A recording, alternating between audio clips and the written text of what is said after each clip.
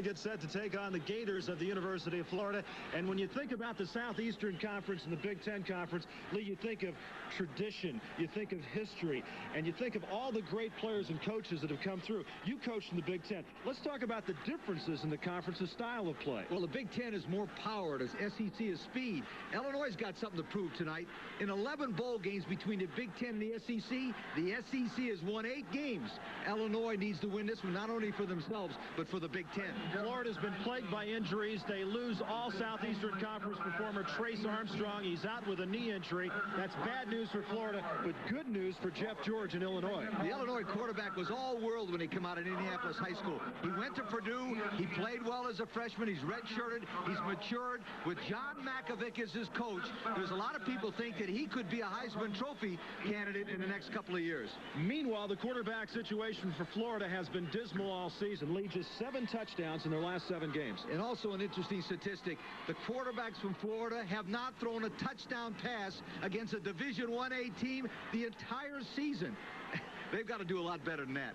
We mentioned Jeff George, an outstanding sophomore. How about sophomore Emmitt Smith? He was being touted as a Heisman Trophy candidate when this year began. He's a great running back, but he needs some help. But if Smith can get 100 yards, remember, every game he's run 100 yards in this year, 6 of them, Florida's won. So they need Smith, but they need some help from the rest of the football team, too. Emmitt Smith is healthy, and he is raring to go tonight. Legion Field just reeks with history and nostalgia. And Chris Fowler has more on that. Chris? You're right, Roger. This is one of the great football stadiums in America. So many great games over the years have been played here. And Legion Field has a special meaning for a couple of Florida players. Trace Armstrong, he won't be in the game tonight, but he did grow up in Birmingham and played here as a Pee-wee football player at age 10. There you see him, obviously disappointed about not playing tonight.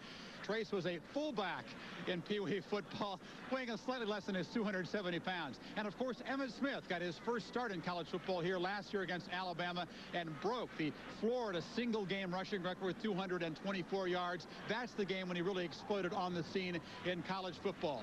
But this stadium will always belong to Bear Bryant. Some people say his ghost still roam around this old stadium, Roger. Chris, there have been many great matchups here at Legion Field between Alabama and Auburn, and tonight it's just the second ever meeting between the University of Florida and the University of Illinois. And you think about all the times major college football teams play against one another, this always has a little special meaning when they meet for just the second time as the University of Illinois, the Fighting Illini, take the field. 6-4-1 on the season, 5-2-1 in the Big Ten. And now the Gators of the University of Florida.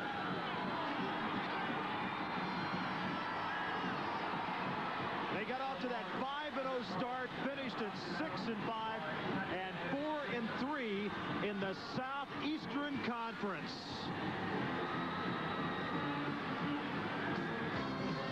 ESPN's presentation of the 1988 All-American Bowl, Illinois versus Florida, is being brought to you by Bud Light. Everything else is just a lie.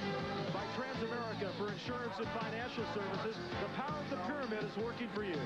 And by the #1 ski boot in the world so many times this year. And Florida will receive the opening kickoff. Doug Higgins to kick it off for Illinois. Tony Lomack and Alonzo Sullivan back deep for Florida.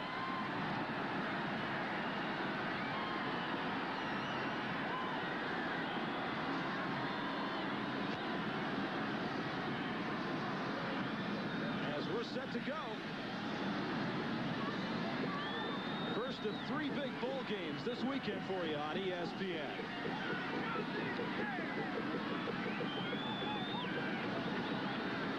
Second meeting, as I mentioned, Florida won 14-0 in Gainesville.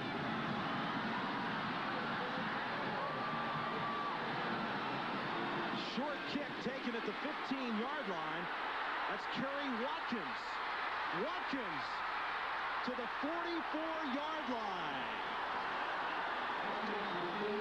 Patrick Donnelly made the tackle as Kyle Morris will quarterback Florida. Cedric Smith, Emmitt Smith are the running backs. The wide receivers, Terrence Barber and Tony Lomack. The tight end, Mark McGriff. Up front, Tracy Daniels is the center. Kevin Sills and Chris Bromley, the guards. David Williams and John Durden, the tackles for the Gators of the University of Florida. They've got great field positions. 1st and 10 from the 45-yard line.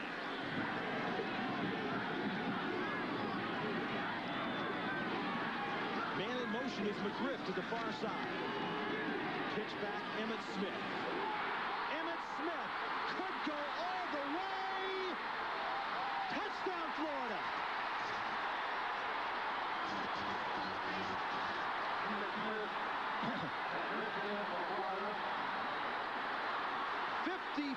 yards on the opening offensive play of the game, and the Gators have taken the lead. A good play there by Smith. An awful nice call by the sideline. They put a man in motion, and watch Smith. It's a quick toss play. The thing that explodes right here, you see a good block by McGriff, number 80, the tight end, and then there he takes off. He outruns number 7, Cobb, and he's all the way for a touchdown. Remember, speed and quickness for the SEC against the Big Ten. John David Francis, the point after, and it's good. Francis 27 of 28 now on the year. In an unusual situation for Florida, they've got the lead. Now they get the ball to Smith, number 22, 61. Sills gets a good block. Number 80, McGriff gets a good block. And now right here, you see the speed and quickness of Emmitt Smith. He outruns Cobb, number 7, and he outruns number 33, Chris Green, to the end zone. His 10th rushing touchdown of the year. It's a simple toss play. What they did is they overloaded and put one extra man, the man in motion, to the short field, and they outnumbered the Illinois defense, and that's why Smith got in there with that kind of a play. He rushed this year for 988 yards. He missed 2 games and half another, and you see Jerry Anderson, one of the assistants for the University of Florida, and Galen Hall there stepping into the picture. And Galen, he hasn't had a lot to smile about at the end of this year, but he's got to feel good because his team has always had great defensive work. They've been a tremendous defensive team. Now the offense has given the defense something to work with. Well, you know, you talked about it at the top of the show. Smith likes this field. He likes this stadium. He got 224 yards the last time. I've always believed that psychologically backs play better in places they feel comfortable. Francis kicks it off, and Keith Jones will take it at the 6. Jones to the 25-yard line.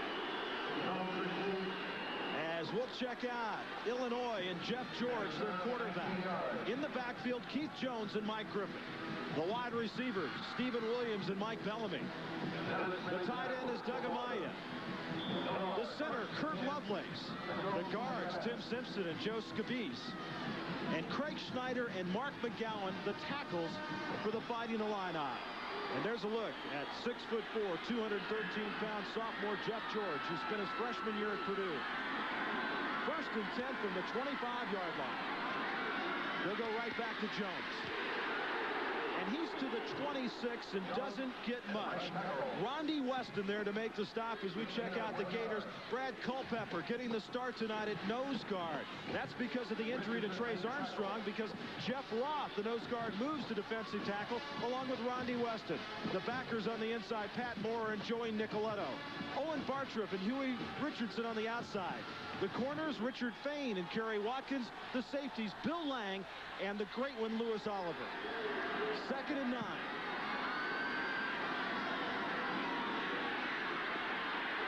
George with plenty of time, and he's got Steve Williams at the 37-yard line, where he's met by Lewis Oliver.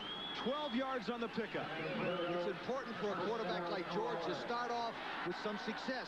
That time he went down to his favorite receiver, Williams, who's from Los Angeles, California, used his speed to find an open spot. George delivered it straight. Completion early in the game is good for a quarterback. Jeff George and the Illinois offense, they really spread it around in their passing game. 6 different receivers with at least 20 receptions on the year. 1st and 10 from the 38. Williams comes in motion now. George going deep to Williams. And no, he's out of bounds. He made the catch at at the 35-yard line. Lewis Oliver was the man over there on the coverage.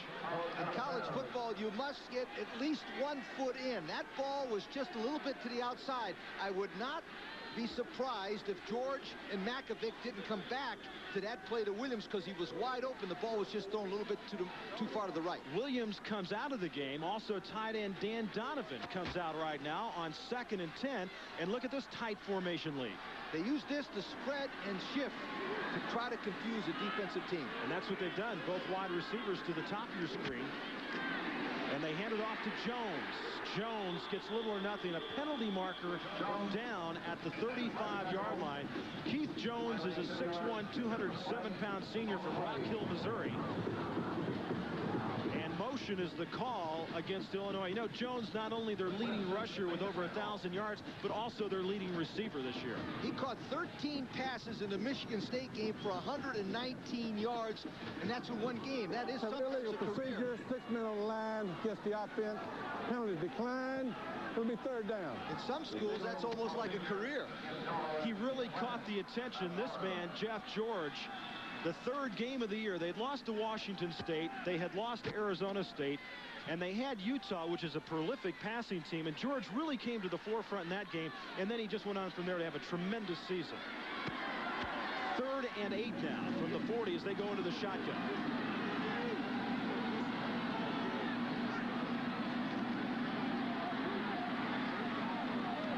Catch is made by Mike Bellamy across midfield at the 49-yard line. Kerry Watkins there on the coverage. Mike Bellamy is from Chicago, Illinois, number 2. He has the fastest indoor time in the United States in 1987.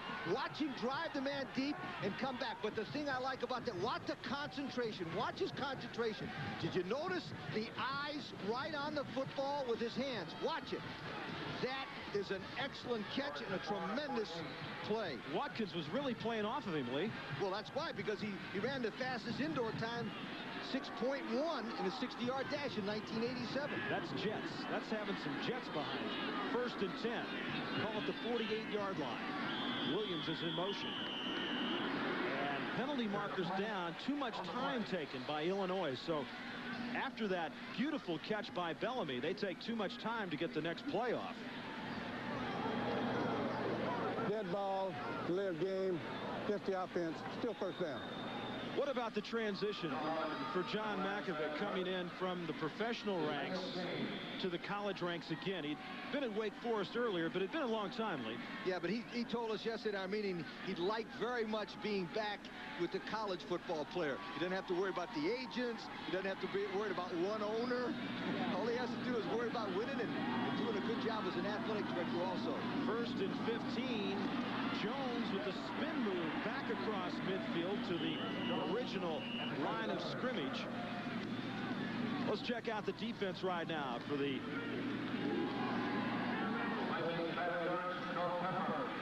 Florida Gators. As you take a look, 4th in the nation this year. And Lee, for a long time, they were 2nd in the nation. That final game against Florida State when the Noles erupted for 52 points, knocked them down a notch or 2.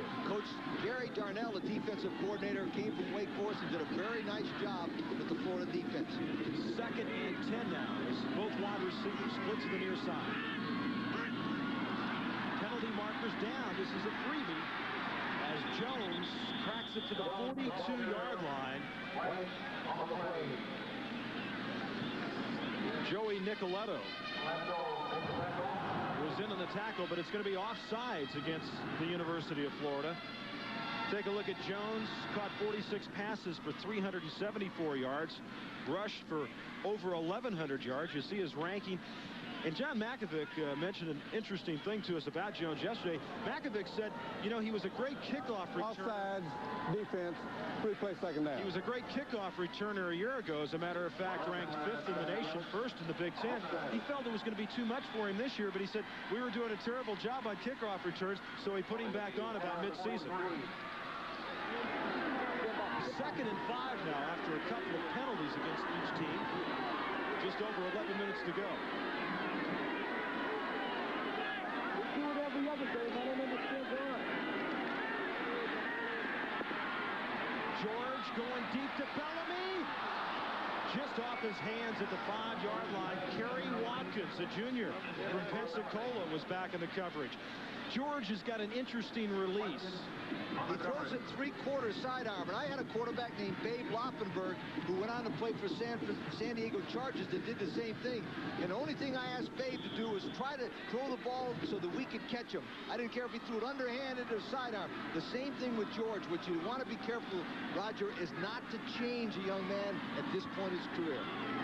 3rd and 5. At the 43-yard line out of the shotgun. Inside handoff, and Florida smelled it out perfectly. Right there was Pat Moore, the junior from Pensacola, the leading tackler for the Florida Gators.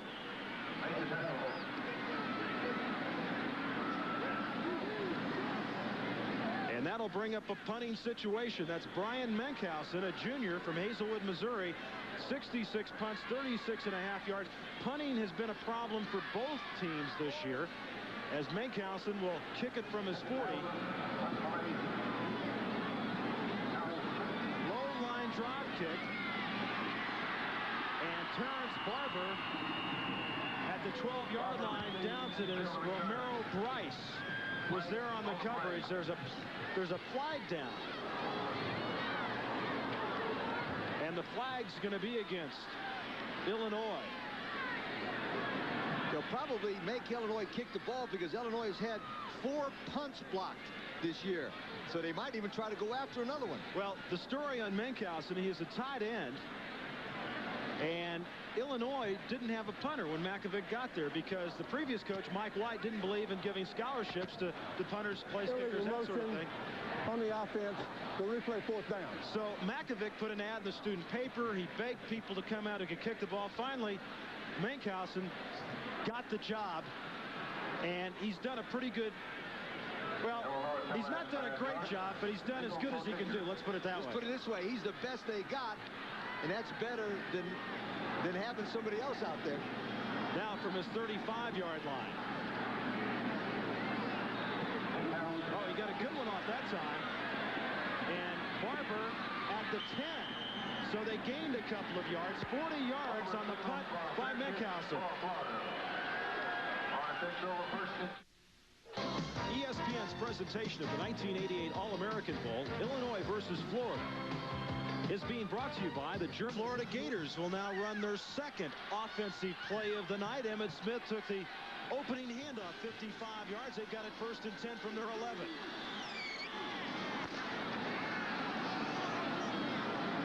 In motion to the near side is Tony Lomack. And they go to Emmitt Smith again, and this time he gets about 50 yards less. But look at the way he battles and pounds ahead. Smith is not known for his great speed, but he showed you on that first touchdown. Mo Gardner's the nose guard for Illinois. Mel Agee and John Wachter are the defensive tackles. Derek Brownlow, he's a great one. Steve Glasson, the inside backers. Greg Conrad and Romero Bryce on the outside. The corners, Henry Jones and Chris Green. And the safeties for Illinois, Glenn Cobb and Marlon Primus, an outstanding freshman from Carson, California. 2nd and 5. McGriff in motion. Emmitt Smith again. And Smith near the 20. Steve Glasson, the inside backer, a junior from Palos Park, Illinois, came up to make the stop. One thing that's obvious already, the offensive line of Williams, Sills, Daniels, Bromley, and Durden of Florida are pushing the Illinois defenders back. That's 8 yards or 9 yards in 2 running plays. That shows that the Florida is controlling the offensive line of scrimmage. Agee and Gardner have been hurt this year. 3rd down and 1.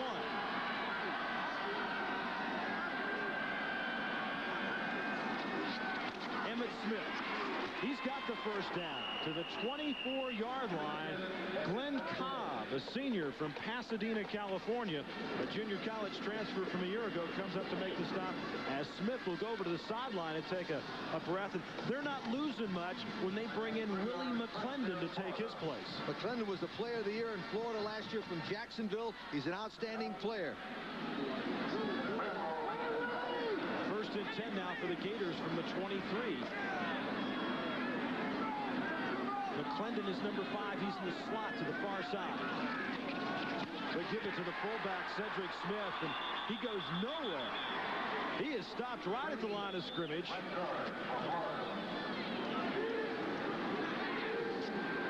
65.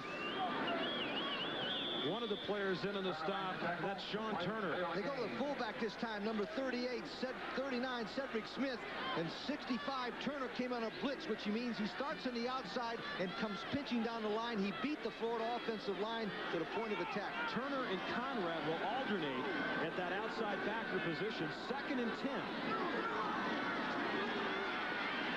Morris throws for the first time, and he's got his receiver.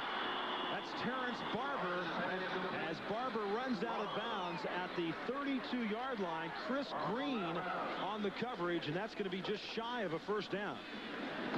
That was the best pass we've seen Morris throw in the 3 games we've done, the Florida games. He came back, threw the ball beautifully off the back foot. Now watch him. He gets good pass protection, but this is the secret. Now watch him plant his back foot and throw the ball off his front foot.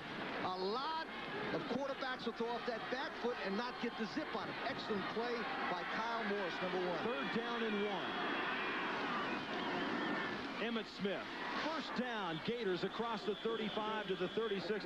Derek Brownlow, the sophomore from Indianapolis, 155 tackles on the year.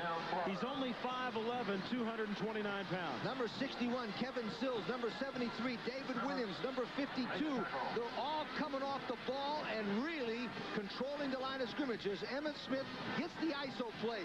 A tremendous shoulder block by 39, Cedric Smith. Cleared the linebacker out, first down, Florida.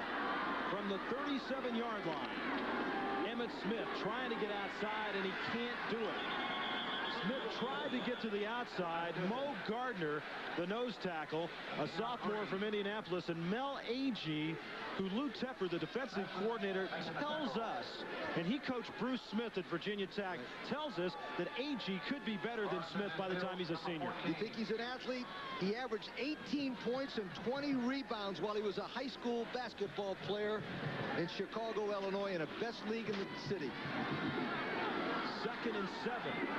6:32 left to go. First quarter. Florida leads it 7-0.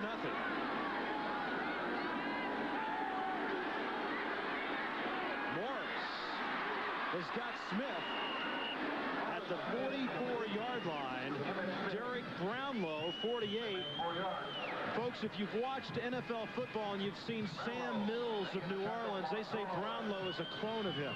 Number 22, Emmitt Smith, is coming out of the backfield. A little ISO play. The one good thing about that is you notice that Lynn Amity, the offensive coordinator, is trying to get the ball into Emmitt Smith's hands all kinds of ways, throwing and running. 3rd down and 3.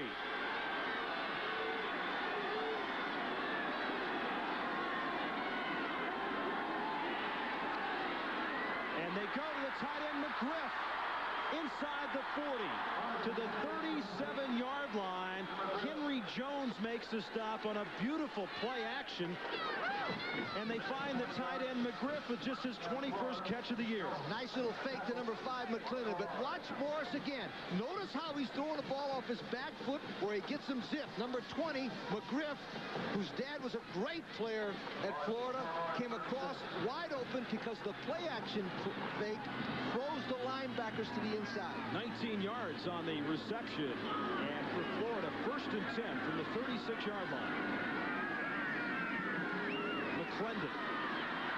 McClendon still on his feet, just battles his way to the 33. Derek Brownlow and Steve Glasson, the inside backers, combine on the tackle. Derek Brownlow is from Indianapolis, Indiana, number 48, 5'11", 229 pounds. And on the replay, you'll watch him come from the inside. Now watch him. He's reading the line. He's coming. He's scraping in good position.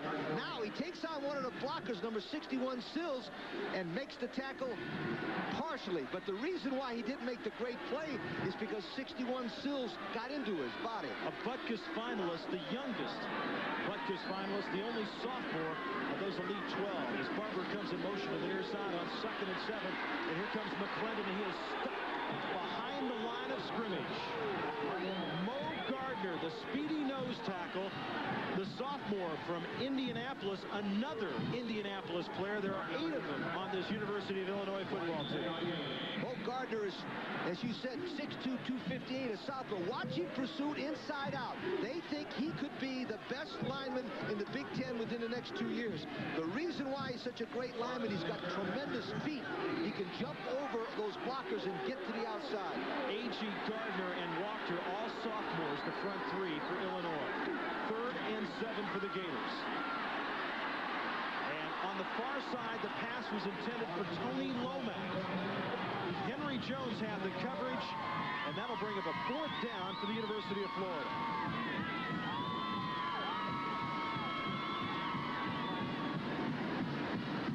And John David Francis, the place kicker for the Gators, will come on the field. Francis on the year 17 of 24. This will be a 51-yard attempt. And he is 0 for 4 from 50-plus. High snap. Not enough on it.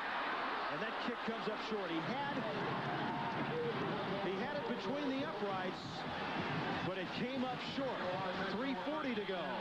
And Florida has Lee Corso, Chris Fowler along with you at Legion Field in Birmingham, Alabama. Galen Hall, the head coach for the Gators, as Jeff George. And the Fighting Illini will take it 1st and 10 from the 34-yard line as both wide receivers, Bellamy and Williams, split to the far side. Keith Jones to the 44-yard line, where Kerry Watkins comes up from his cornerback position to make the tackle. Illinois gets in a T formation, and they shift out, trying to confuse the defensive secondary. Good play by Jones. He gets the ball deep enough. He makes a good break. Number 45, Moore, comes from the outside. But one of the things I like about that strategy, it doesn't allow the Florida defense to dig in there because it confuses them to the last minute. Just the 4th 1,000-yard rusher in Illinois history. Grabowski, J.C. Caroline, a couple of the other names. Handoff up the middle to Howard Griffith, the fullback, who rushed for over 600 yards this year. Pat Moore is there to meet him. Griffith, a sophomore from Chicago, goes 5'11" and 214 as Illinois got the 1st down on that carry. Griffith had an outstanding high school career. He averaged over 50 yards per kickoff return during his high school career. Can you imagine kicking to him the 3rd time? They must have got rid of that coach and kicked it to him the 3rd time. You think you'd figured out by that? Yeah. I thought you guys were smarter than that. I hope so. 1st and 10 from the 47-yard line. Jones, penalty markers down. Looked like some movement up front for the University of Florida. Bill Lang came up from a strong safety position to make the tackle. Let's go down to Chris Fowler. Chris? Okay, Roger, the Illinois defense has recovered. They were a little shaken by the early touchdown run by Emmitt Smith. And listen into their huddle. Interesting, the leadership on that defense is coming from young guys. It's Derek Brownlaw, the sophomore, jumping up and down, yelling in his guy's face. And, of course, Marlon Primus, the freshman safety, is also providing inspiration. It's a young team, and young guys are the leaders, Roger. Thanks, Chris. You know, in our meeting with John Makovic yesterday, John said he's never seen 2 better plays in pressure situation by anybody on any level than Marlon Primus had against Northwestern in that game that got him here to the All-American Bowl. 1st down and 5-yard penalty against Florida for being offsides. George, quick drop, comes to the near side as tight end Doug Amaya, the sophomore from Oak Park, Illinois, was tackled by Pat Moore, and Moore is everywhere for the University of Florida. Also, Ephesians Bartley was also there, as that's another 1st down for the Illini.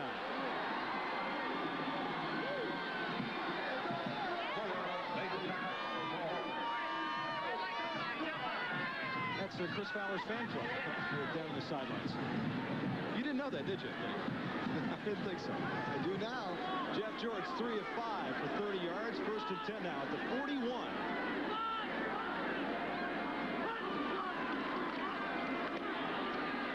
Try to screen it. It's not there. George is in trouble. Throws it between 3 men and completes it. And who was it? Keith Jones is his leading receiver. What a great job of scrambling by Jeff George. And Lee, as we watched in the films, he didn't try to throw it back across the field. He threw it where he was supposed to. Absolutely. Good call, Roger, because what he does this time, he's rolling out to the right. They have a blitz on him, but he squares his shoulders right there and throws it straight. Most quarterbacks make the mistake of throwing the ball back to the middle of the field where all the opponents are. Excellent play by Jeff George. And he got it between three men as Keith Jones, the most receptions ever by an Illinois running back, and that'll get the attention of the NFL scouts. 2nd and 3 from the 34-yard line. George slipped, but he regained his balance. Penalty marker now down. And there's another penalty marker is going to be thrown. The intended receiver was Dan Donovan.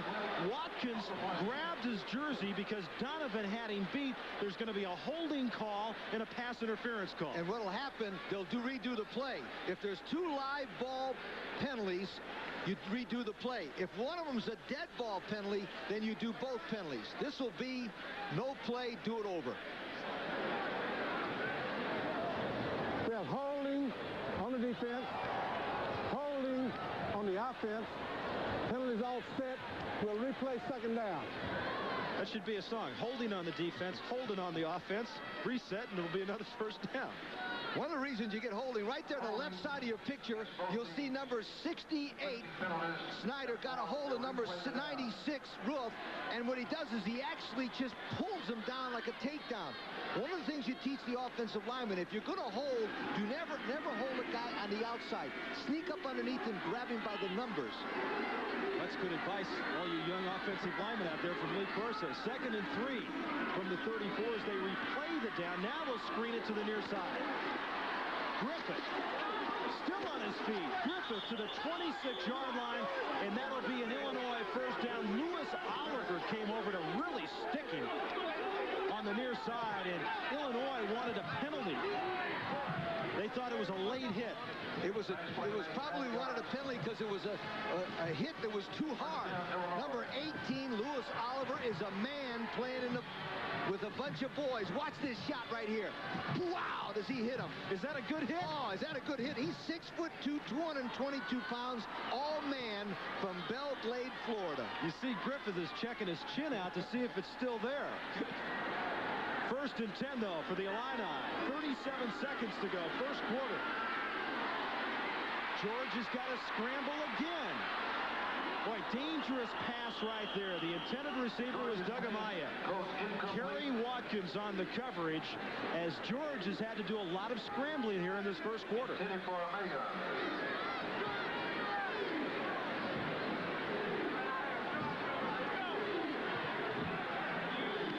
seconds left to go. There's John Mackovic.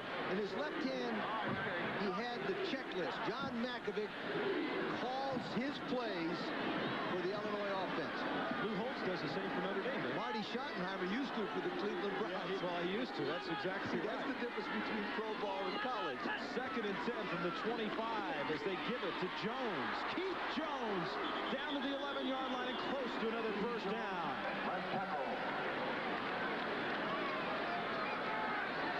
Pat Moore there on the stop once again.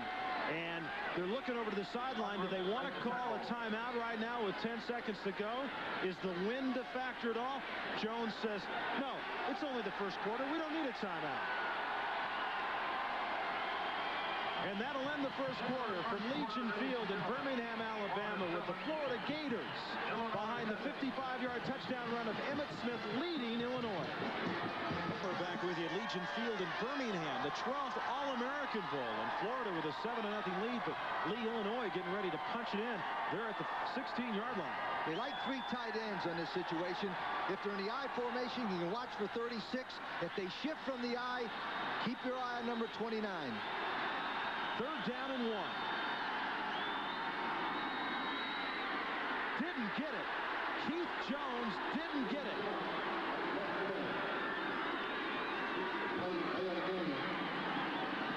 Tim Pauk was the man that came up to make the step. They try to run to the left side. Number 69 gets a good block there, Simpson, but a tremendous play by Pauk, number 98.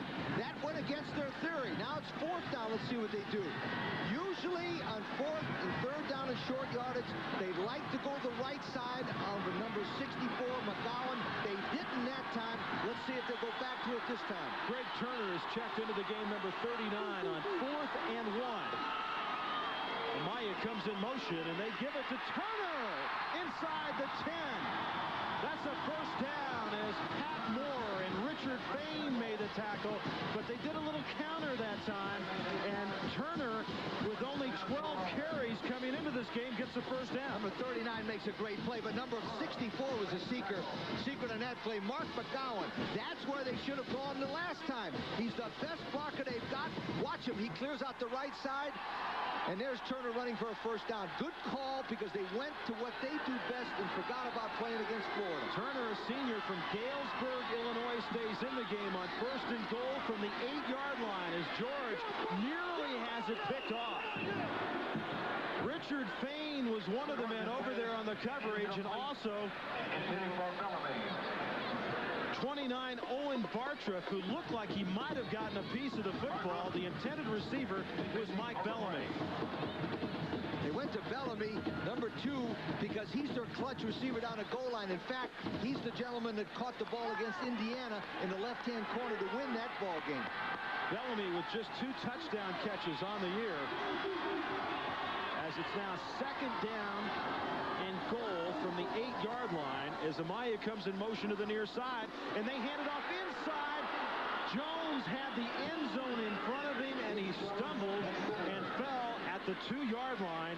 Joey Nicoletto might have got a shoestring to trip him up. Wasn't that a great call? They gave you the perception that it was going to be an outside play, but number 69, Tim Simpson from East Peoria, Illinois, pulls a trap. There's that number 64, Mark McGowan from Evergreen Park, Illinois, and they both blew the Florida men back into the end zone. I said Nicoletto might have gotten a shoestring.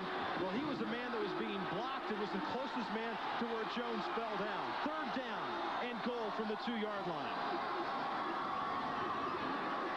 Boy, there was a hold in the end zone. I don't know if they got it or not, and it's intercepted. Intercepted. 28, Richard Fain with his 4th interception of the year. There's a penalty marker down, but Dan Donovan, the tight end, if we watch him, he was held early on. Makes a good inside relief, Donovan. Now he's held right there by number 49, Nicoletto.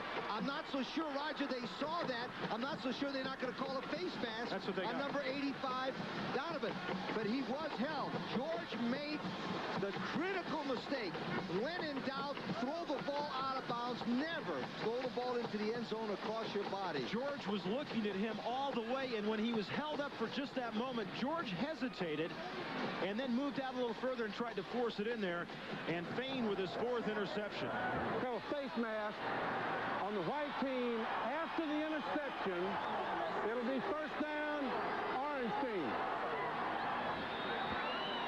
So Illinois doesn't take advantage of a great scoring opportunity, and we'll be right back.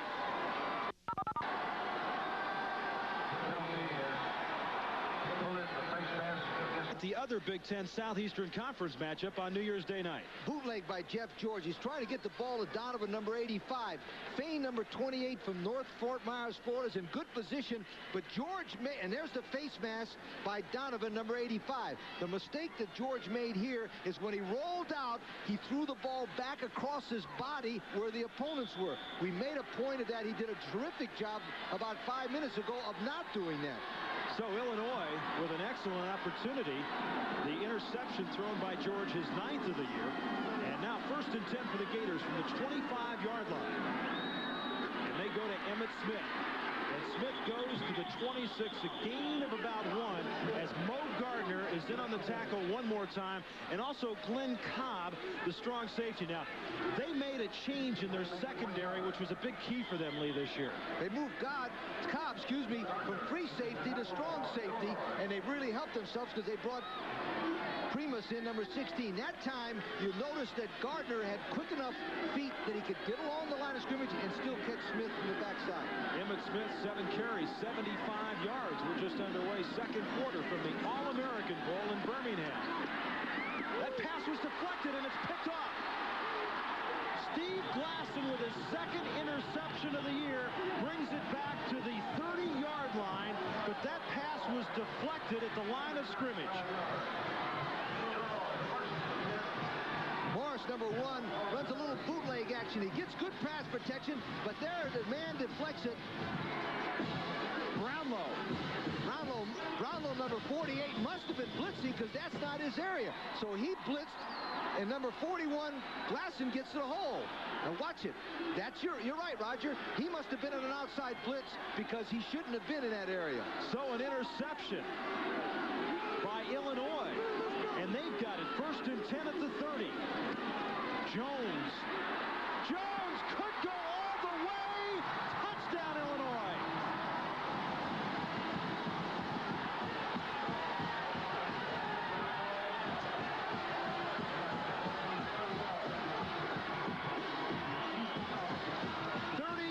Touchdown run by senior Keith Jones, his 11th rushing touchdown of the year.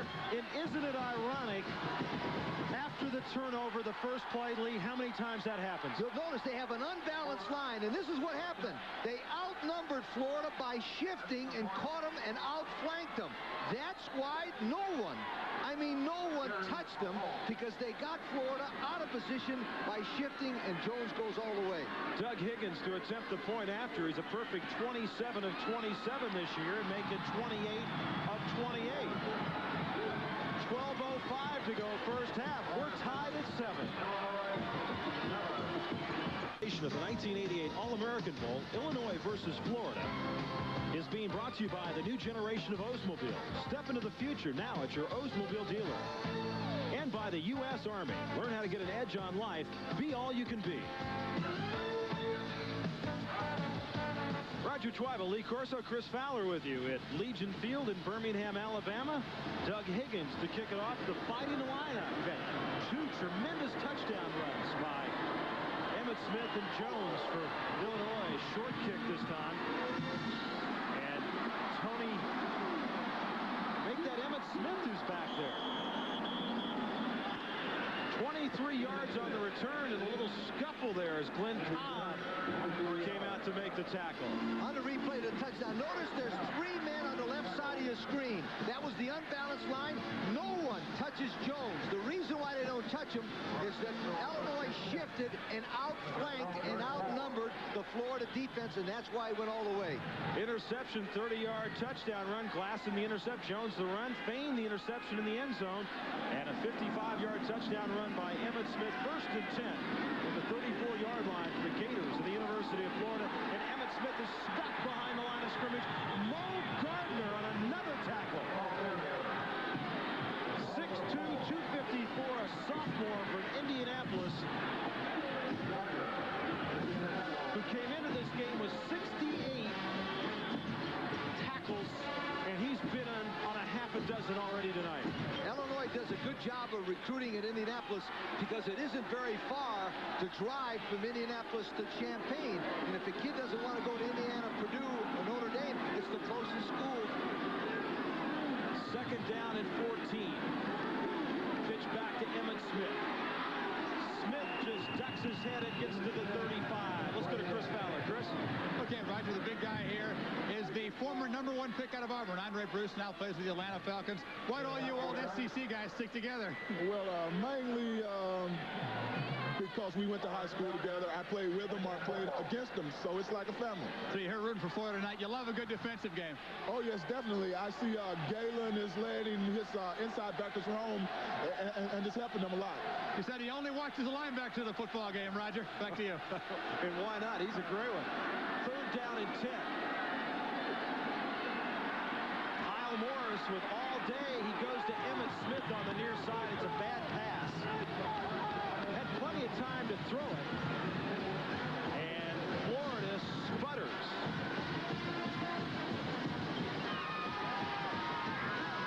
If you'll notice, Morris goes back here. He wants to throw the ball to number 20, Lomax Smith. You see him? He's looking downfield, Now he has to go to his 3rd receiver, and he doesn't open up his hits. By not opening up his hits, he has to throw across his body, and he always throws short when you do that. Francis now will punt it from the 20. He's averaging just over 36 yards a kick. Hit a good one there. And the fair catch by Steven Williams at the 30-yard line. 36 yards, his season average. We're tied at 7. they're tied up at 7 apiece with 10:23 to go first half, and just a penalty after that punt. Unsportsmanlike conduct, Lee. It was on Illinois, and it was a dead ball penalty, which means that Illinois has the ball, but it's first down and 25 for the Illini.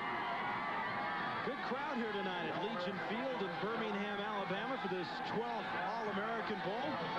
65,000 tickets were sold for the game, and a beautiful day here. Temperature in the low 40s to high 30s, and this has been an outstanding football game so far. A couple of great offensive plays and a couple of great defensive plays. They should be proud. The All-American Bowl and the Rose Bowl are the only two bowls that feature universities that both belong to the Association of American Universities, top 56 public and private institutions. It's impressive. First and 25 from the 16-yard line for Jeff George and Illinois. As he goes to the far side, his intended receiver was Keith Jones. His outstanding running back and leading receiver, Jerry Odom, was over on the coverage. Lee, I almost think I'm watching an inter-squad scrimmage here with the white jerseys and orange pants of Illinois and the orange jerseys and white pants of Florida, both teams with orange helmets. You asked the question, why didn't Illinois wear blue? The NCAA rule says that the visiting team must wear white, and that's why they had to wear white. Jeff George has missed on his last 4 passes. 2nd and 25. He's going down the middle. That's Sean Wax, and he's across the 40 and close to a first down at the 42-yard line. Wax is a string bean. He's 6'4", 170 pounds, a sophomore from Rockford, Illinois. Number 64, Mark McGowan, Evergreen Park, Illinois. Good position. You notice how he got into position. He took one man on, then he took number 96, Jeff Ralph, out. That allows Wax to move to the inside behind Joey Nicoletto. What they do in that pattern is they go down behind the linebacker and they find an open spot and squat right there, and George hit him. 26 yards on the pickup, a first down for Illinois.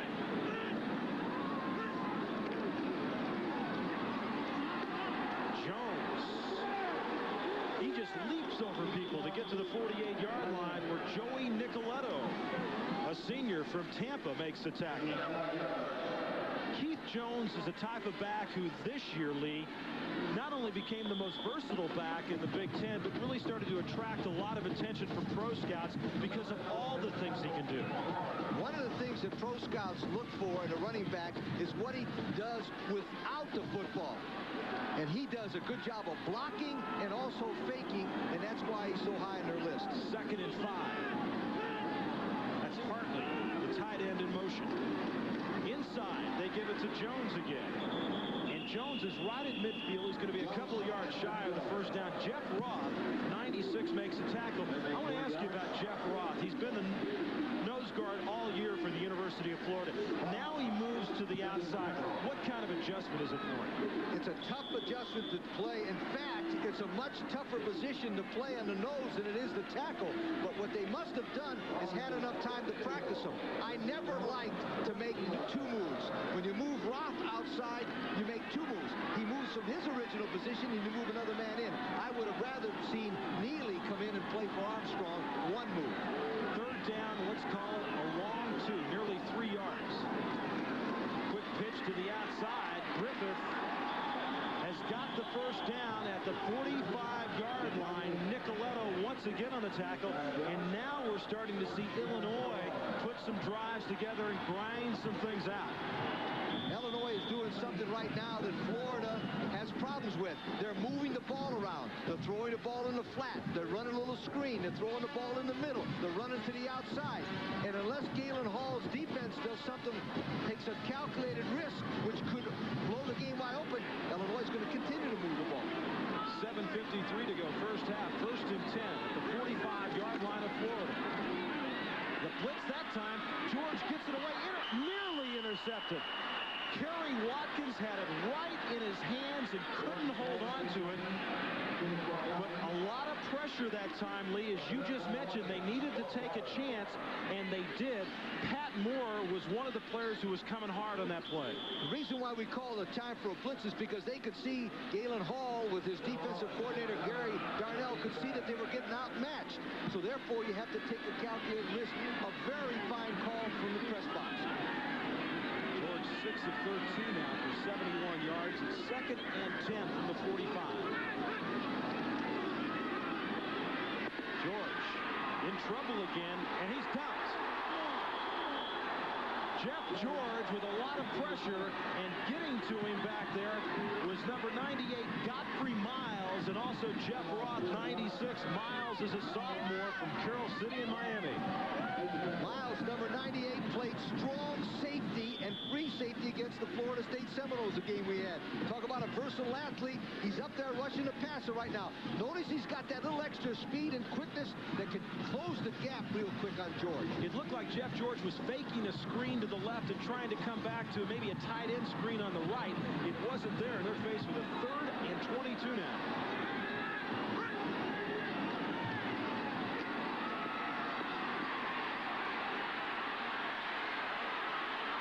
George gets rid of it.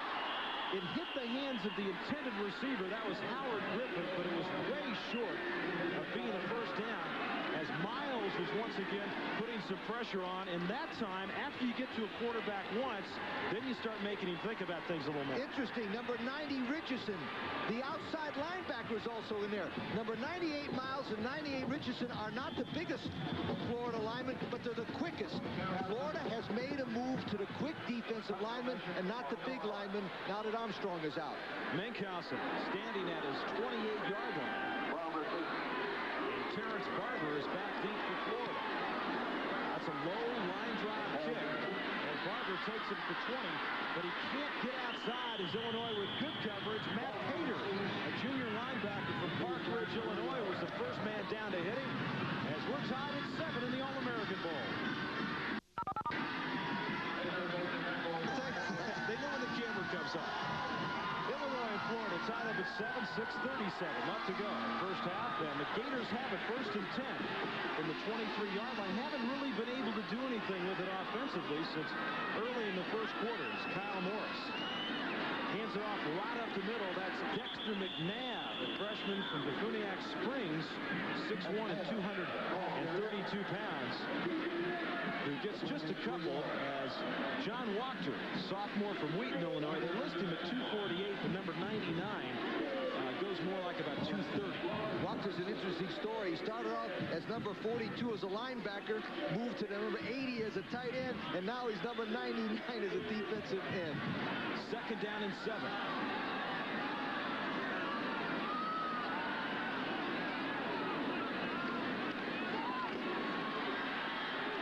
McClendon to the 30. Oh, he had a couple of men out front pulling for him that time, as he gets a gain of about 6 yards. Derek Brownlow and Glenn Cobb stopping 2 yards short of a first down. Anytime you want to see if a defense is playing aggressive football, count the number of jerseys around the ball when the contact is made right here. You'll see number 41, Glasson. Then you'll see number 48, Brownlow. Number 9, Jordan. You count them. There's at least 6 to 7 white jerseys around the ball carrier. 3rd down and 3. Barber's in motion to the far side. Option by Morris. He's got nowhere to go. Sean Turner was the first man to get to him. Let's go to Chris Fowler. Chris. Okay, fellas, one of the high-tech tools of recruiting these days is a battery telephone. This is Illinois' recruiting coordinator, Randy Rogers. He's had this phone with him all week. Tonight, he's made about 100 phone calls to recruits across the country, making sure they're watching the game on television. Let's listen in a little bit. It's gorgeous. It's a little bit cool, but great night for football. Okay, a weather report. Hey, Roger, we could order a pizza from down here. Do it, Chris. I mean, we've got halftime to fill. 4th and 5. High punt. High snap, excuse me, but Francis is able to get the punt off. Oh, man, Florida of dodged a bullet right there, as the ball will be down at the 48-yard line. 21 yards on the punt by John David Francis, and what a great athletic feat. Did you get that? That was to get that punt off. High snap, but he's got presence right now to turn and just kick it any way he can. The presence of mind that he had is he didn't try to get the ball. Now watch, it's a high snap. He didn't try to get the football now and turn it around and get a spiral. He's taught, once it's a high snap, turn around and just kick it any way you can. Good play by France. The best thing he didn't do was try to run with it. Oh. But Illinois has got excellent field position at the 46-yard line of Florida. 1st and 10 with 4:28 to go. First half, both wide receivers split to the near side. As Jones will take it, and Keith Jones pounds up the middle to the 40-yard line, where Pat Moore makes the tackle. Jones can run inside, he can run outside, he can catch the football, he can return kickoffs. And he can also throw the ball. Yes. He's throwing the ball completed 3 out of 5 passes for 2 touchdowns. So when they get near the scoring zone, watch out, he might throw the running pass. Galen Hall, his team tied with Illinois at 7. 2nd down and 4.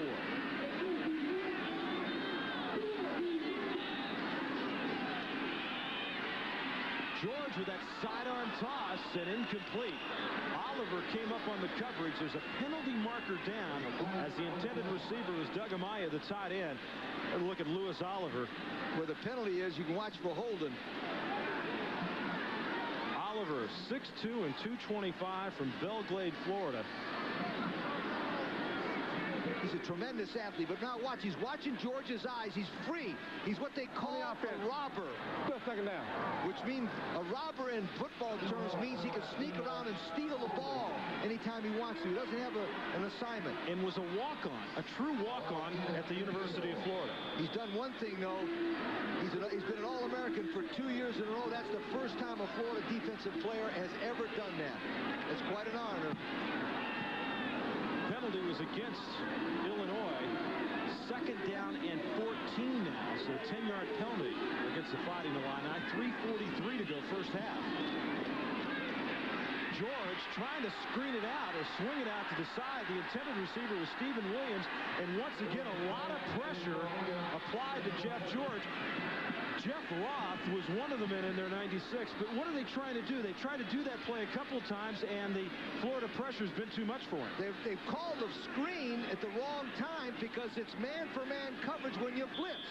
That's why George just throws the ball away. It was a screen pass, but Florida ran the blitz, and the linebackers had to screen man-for-man. That's why the play wasn't very good.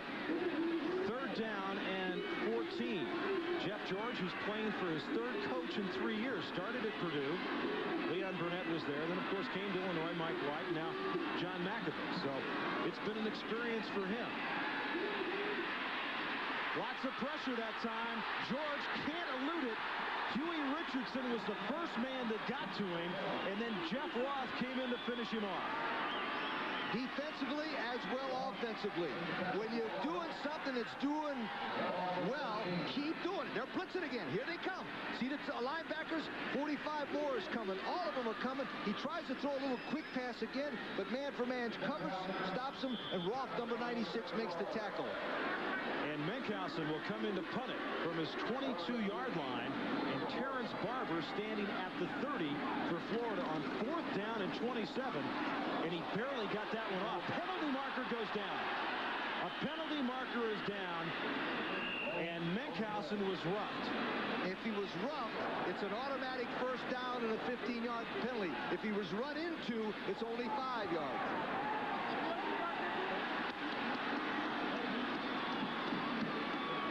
Now we'll see what he calls, but remember, if he's run into, it's only a 5-yard penalty. But if he's roughed, which means he is intentionally hit, it's a 15-yard penalty and an automatic 1st down. It looked like Jerry Odom, 57, was the man that made the contact.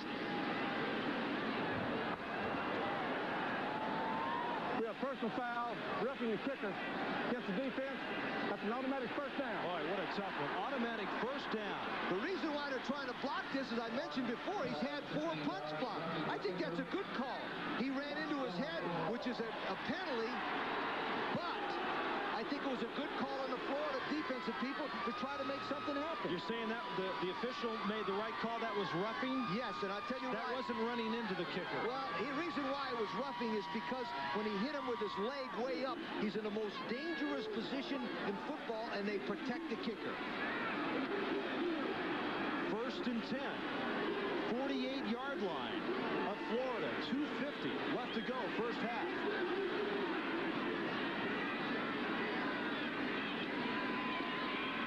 Illinois decides to run it, and Jones will spin and work his way to the 46-yard line. Joey Nicoletto, Pat Moore make the tackle, and all of a sudden the Florida defense has become much more aggressive, and they're starting to set the tone of this game. You know why? Because they've turned them loose and they're starting to blitz. But be careful. When you do this, when you live by the sword, you die by the sword. You put a lot of pressure on your secondary, don't you? Absolutely. So that also, if a back breaks him, he goes all the way for a touchdown. 2nd and 8. Both teams with 3 timeouts remaining in this first half. Penalty markers down as Jones cracks it inside the 40 to the 39-yard line. McGowan leading the way once again. Tonight's Student of the Game is brought to you by the U.S. Army. Learn how to get an edge on life. Be all you can be. And tonight's Student of the Game, a major in criminology and law, a 3.21 GPA. He is already graduated. He has his undergraduate degree from the University of Florida. And that's Lewis Oliver. Second down. Lewis Oliver also won a National Leadership Award from a foreign automobile company that doesn't do too much advertising on ESPN. I would have mentioned their name. Penalty against the University of Illinois. Illegal procedure. The fullback moved before the snap, and that's a 5-yard penalty. 2nd down and 13 now with 1:48 left. And Illinois with all 3 timeouts remaining. Plenty of time for Jeff George and plenty of time to find Frank Hartley as tight end. And Hartley is very close to a first down at the 38-yard line. Hartley is 6'3", 254-pound sophomore from Chicago. 13 yards on the pickup in just his 2nd pass reception this year. They did a nice thing that time. They sent both of their speed burners, 1 Williams and 2 Bellamy deep, and that cleared out the whole zone, and that's why number 82 Hartley was wide open. The backs were taken deep by the speedsters. Watkins and Moore made the tackle, and do you think with just 1 pass reception coming into this game at 6'3", 254, they consider him a blocker more than a receiver?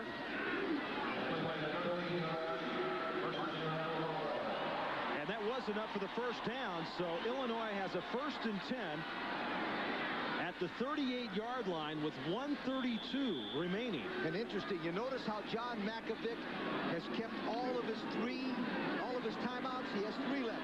That's his pro experience. They do a tremendous job in pro football of playing those timeouts. Williams and Bellamy are split to the near side. 3 wide receivers for Illinois. And they come near side. And a nice catch by Mike Bellamy. He picked it right off his shoe tops, and he's driven out of bounds at the 35 by Richard Fain, so a gain of 3. And once again, the clock will stop with 1:26. That used to drive me crazy. That play as a head coach and my offensive coordinator would call it.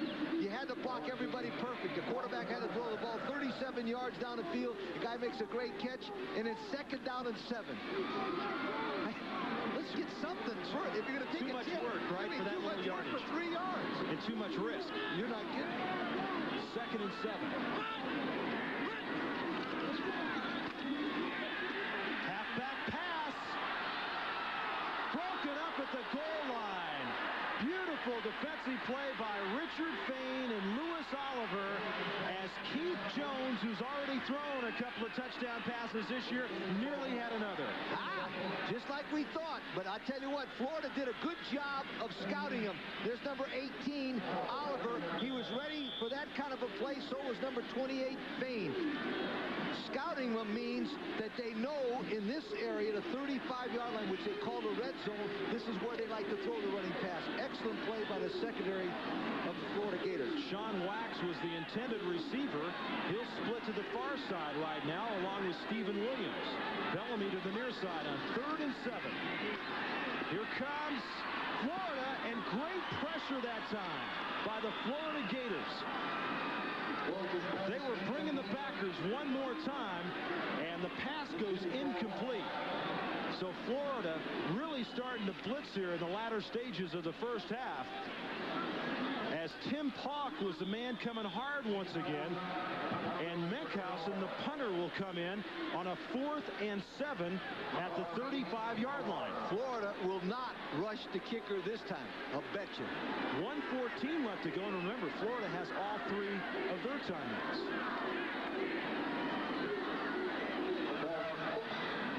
Menkhausen, a nice tight spiral.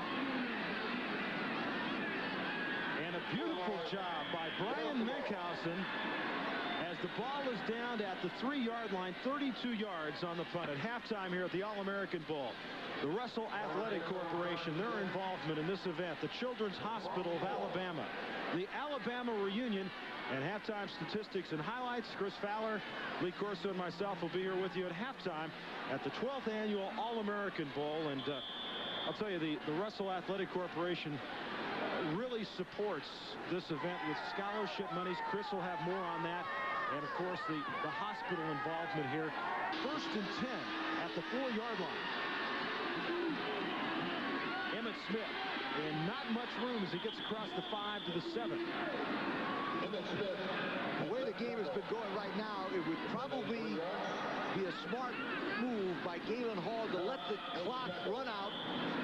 Going into halftime 7-7, because I tell you what, Illinois has taken the momentum away from Florida.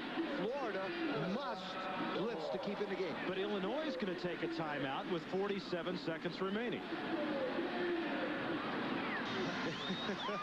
It must. 2nd and 7. 47 seconds left to go. First half. Full house backfield by the Florida Gators, and Emmitt Smith has got it. And he's got some room as he turns it across the 10 up to the 12-yard line. He's going to be just shy of the first down. Illinois will call timeout again. Illinois is really putting the pressure on Florida right now, making their coaching staff make a couple of decisions, because, as you mentioned earlier, Florida's had some problems with their punting game. And all of a sudden, you know what could happen? You could have a punt blocked, and all of a sudden Illinois is right there on the doorstep to score. 1980s have been good for Florida. They've been to 6 bowl games now. Last year they lost to UCLA in a close game. 83 Gator, they defeated Iowa, lost to Arkansas in the 82 Bluebonnet, lost to West Virginia in the 81 Peach, and then defeated Maryland in the 80 Tangerine Bowl. But remember, the games they won were in Florida. The games they lost were out of state. They have never won a bowl game that wasn't played in the state of Florida. But this is just about as close as you can get to the state of Florida, with the exception of maybe the Peach Bowl, you know, of being. Yeah, but if it was Florida, he wouldn't be wearing that sweater. At Legion Field. That's how they've done it. And, of course, the big victory in '87 against Alabama when Emmitt Smith had that big game. Well, you know, it gets cold in Florida, Lee, this time of the year. Now, you can't tell me that they don't shiver a little in Gainesville and Tallahassee. Huh? Not during bowl time, they don't. You know, Galen Hall has been in 18 bowl games as a player and a coach in his career. That's amazing. 18. He should know what to do here. Played at Penn State, coached at Oklahoma. 3rd down and 3 now. 36 seconds to go. And they'll give it to McClendon. He's run out of bounds. That stops the clock, and it's going to be very close to the first down. But what it does is it saves a timeout for Illinois. If Florida did not get the first down, it depends where they marked it at.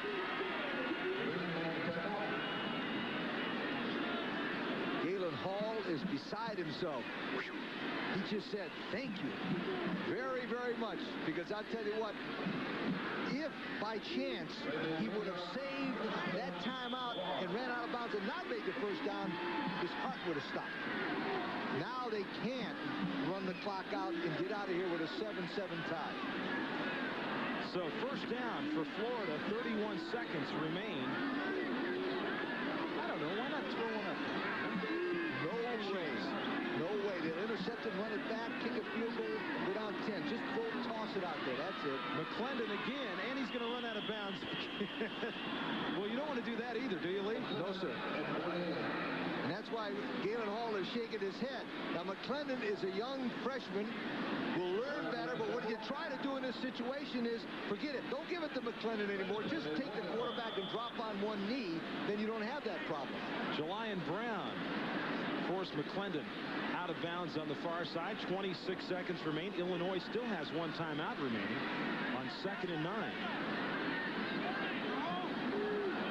Morris, the freshman from Clinton, Mississippi, taking a good look. And they're going to go to McClendon again up the middle. And he stopped at the 20. I'll tell you what drives me crazy. Why would you turn and give the ball to McClendon, a freshman, when he could fumble it when you're trying to run the clock out? Take the quarterback, drop to one knee, and then you have no problems with a fumble. You never forget the old Joe Pisarcik handoff, do you, in that Giants-Eagles game. That's finally going to end the first half from Legion Field in Birmingham, Alabama. And boy, what a great start we got off to. The opening offensive play, Emmitt Smith, the 55-yard touchdown run.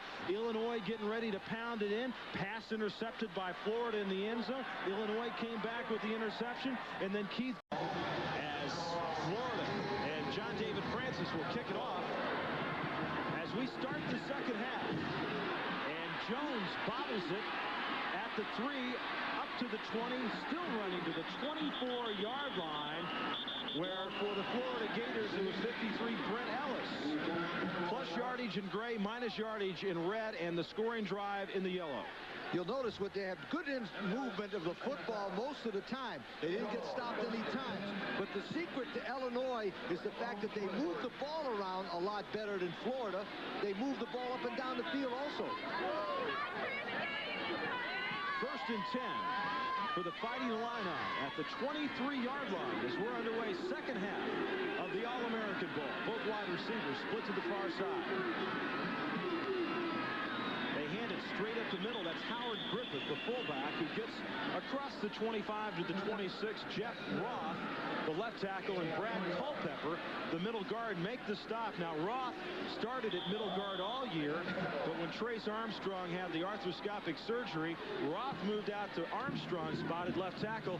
Culpepper, the freshman from Tallahassee, who's playing for the University of Florida in Gainesville, moves into the starting spot at middle guard. 2nd and 7. Jones is a lone setback as Amaya comes in motion to the near side. And stopped behind the line of scrimmage at the 21-yard line. Huey Richardson came in to make the hit. 6'5" and 233, a sophomore from Atlanta. He was considered the best defensive linebacker in the state of Florida. Watch him, in Georgia. Watch him make penetration. The reason why he got in that quick is he started on the outside and he had enough quickness to get to the inside on an inside move and beat the offensive lineman to a point of attack.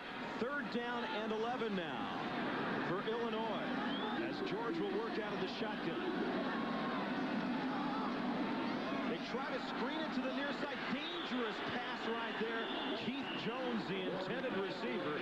They faked a little handoff to the inside, and that's the pass they've been trying to get to Jones, but Florida's done a great job defending it. Owen Bartrip was over there that time. And that'll bring up a punting situation. Menkhausen will be standing inside his 10.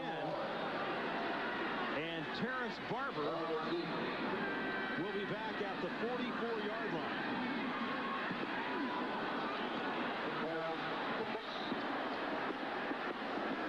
Bouncing around at the 40, and that's where it'll be down. And a punt of 38 yards. Florida will have good field position at their own 40 as we take a look at the Gators' possession. Watch the first one. Touchdown. Now, as you watch the rest of them, you will see a nice drive, but they missed a field goal. And from then on, they did very little of consistent offensive play. An interception, a punt, and a halftime. A lot of gray matter. That's right. Kyle Morris, the freshman from Clinton, Mississippi, is the quarterback. 1st and 10. Call it the 41-yard line. Morris to Barber across the middle, and a gain of about 3.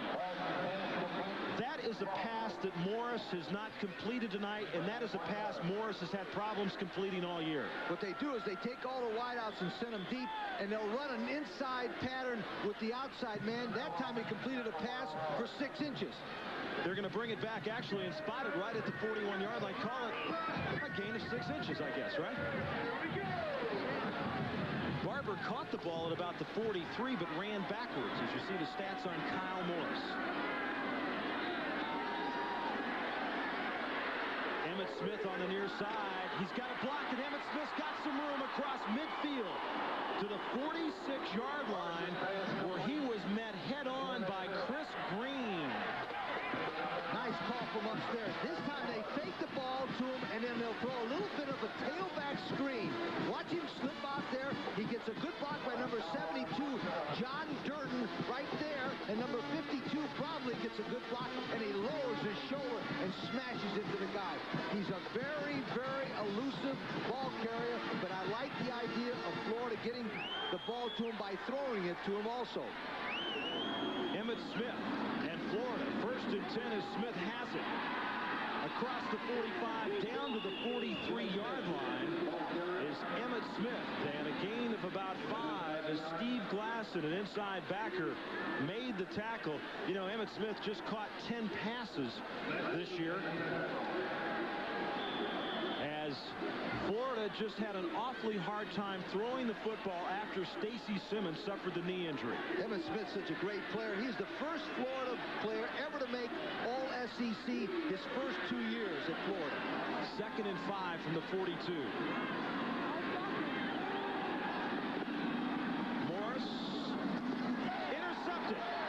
Intercepted on the far side. Henry Jones and Marlon Primus were over there, and Henry Jones with his 3rd interception of the year. Kyle Morris will fake the ball to the right, but now watch his eyes. He immediately turns his head to where he's going to throw the ball. You see him? He's what they call bird dogging, which means he's looking at the receiver too long, and that gave Jones, who's from St. Louis, Missouri, a chance to move on the football and intercept it.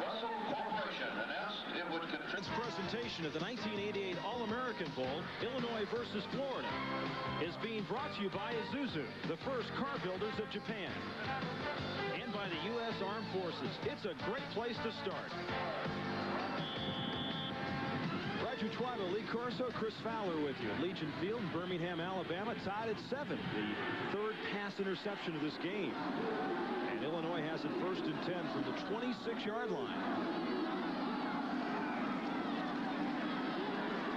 George going down the middle is tight end Doug Amaya at the 40-yard line, and that's a 1st down for the Fighting Illini. Huey Richardson, Lewis Oliver make the tackle, 14 yards on the pickup.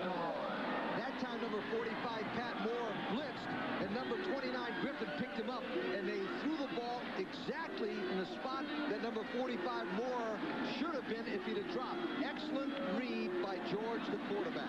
1st and 10 at the 40. Sean Wax is split to the near side, and Hartley comes in motion. Inside handoff to Keith Jones, and Jones is up to the 45-yard line. Owen Bartriff, one of the men in on the stop. Also there, Joey Nicoletto for the Gators. Now, as we've seen, Lee, throughout this year, and we've had a couple of Florida games against Auburn and Florida State, their defense is one of the best in the country, but the offense puts them in a hole so many times and puts their backs against the wall, and it's starting to show here in the early going of the 3rd quarter. Good pursuit that time by the Florida defenses. Jones is dropped at the 42, and a fumble. A fumble, and Kerry Watkins comes up with it.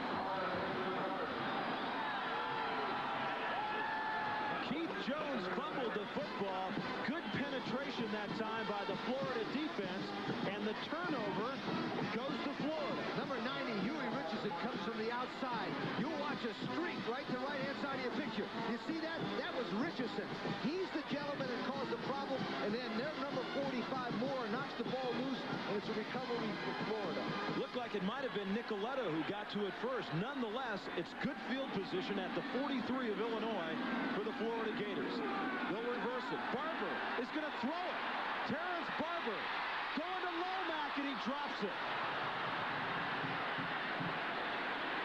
It was the end around to Barber, who threw it downfield to Lomack, and I'm here to tell you that Lomack had somebody tugging on him for about 7 yards. Perfect call. Give the ball to your number 1 man as the bait. Hands it off to Barber, number 3, who lets it go. Now Lomack has to make an adjustment. Now watch. He has to turn his head and shoulders and can't quite bring it in. But I tell you what, that was a perfect pass from Barber to Lomack. And look at Barber, the wide receiver. Does he? Oh, he'd rather throw a touchdown pass than catch one. 33, Chris Green was the man on the coverage. 2nd and 10. Nearly intercepted. That time, it was Marlon Primus, the freshman from Carson, California, who had nothing but Legion Field turf in front of him. Keep your eye on that gentleman right there. I'll predict that within 2 years, that will be the Jim Thorpe Award winner as the most outstanding defensive back in the country. He's 6'2", 202. He's a freshman. He's an outstanding football player. He's 2nd team All Big Ten as a freshman. Made 93 tackles and had 3 interceptions. Marlon Primus. Jim Thorpe nominee immediately. 3rd down and 10. Morris coming near side. He's thrown into coverage now. That was nearly picked off. Green was over there. Also Glenn Cobb. And so after the turnover, Florida can't do anything with it, and they're going to be forced into a punting situation. But, you know, it's interestingly how closely together the 4 turnovers have come. One of the good things that I liked about Florida, though, at least they tried to do something. I mean, in late, they went through a little reverse and threw the ball, they throw the ball, but now they're going to get good field position if you'll just punt the ball inside the 10. Francis from the 42-yard line will punt it for the Gators. And he turns it over. The fair catch called. And the fair catch made by Stephen Williams. And Illinois will take it from the 12 when we come back. In the 3rd quarter, Lee, is this the case of the offenses decelerating and the defenses accelerating, or what? What's happened is the Florida team has changed their philosophy from a contained group to an attacking group, and it's got Illinois off balance. Illinois has turned the ball over on a really very questionable call on that fumble. It looked like the ball was already whistled dead. But Illinois has the momentum because they've got better balance in their attack. And Jones will take it. And he is stuck at the 13, a gain of about 1. Let's go to Chris Fowler. Chris? Okay, fellas, this has been a tragic day for one of the Florida coaches. Early this morning in Orlando, Florida, Debbie Dickey was killed in a car accident. Debbie was the daughter of Jim Dickey, the Gators secondary coach, former head coach at Kansas. Dickey and his wife Ines have left Birmingham to go back to Orlando, and certainly condolences of everyone at ESPN to him and his family. Fellas. Okay, thank you very much, Chris. It really puts everything in proper perspective, and especially this time of the year. Once again, our condolences to the Dickey family. Jim, former head coach at Kansas State University. On the 2nd down, the pass completed to the far side to Stephen Williams at the 17-yard line. Richard Fain over on the coverage. Lee, to get back to that, what does that do now to the coaching situation for the University of Florida without Dickey, the secondary coach, not being here tonight? One of the things that it's done is brought Bill Arnsparker, the athletic director, into the box, sitting right next to us. Not that he's doing anything else, but Galen Hall, as the head coach, could make no changes because it just happened recently in a tragic situation. So Galen didn't do anything. He let David Arnsparger, who is a graduate assistant under Jim Dickey, just take over the secondary for this game so far. 3rd down and 5 from the 17 for Illinois. Jeff George out of the shotgun, intended for Sean Wax. And good coverage by Jerry Odom, the sophomore from Merritt Island, who put a good stick on. And that'll bring up a punting situation, and Brian Menkhausen. And we talked at the top that and even both coaches admitted to us that their punting games had been really less than adequate this year. We've seen nearly 1 disaster in the punting game with a high snap for Florida. Francis got out of that, but you wonder if there's going to be a major breakdown in that part of the game before the night's over. As from inside the 5, a low line drive kick. Barber gets it to the 42, so the Gators will have excellent field position again. Remember we saw Randy Rogers, the recruiting coach, coordinator, call people on the phone? I'll guarantee you he was talking to punters. And punters were really excited about looking to come to the University of Illinois. SeaWorld Holiday Bowl tomorrow night from San Diego. Wyoming against Oklahoma State, and Heisman Trophy winner Barry Sanders. That at 8 Eastern time, folks. You won't want to miss that one. Both Wyoming and Oklahoma State, exciting football teams. And then, of course, Sunday, the Mazda Gator Bowl, Georgia and Michigan State.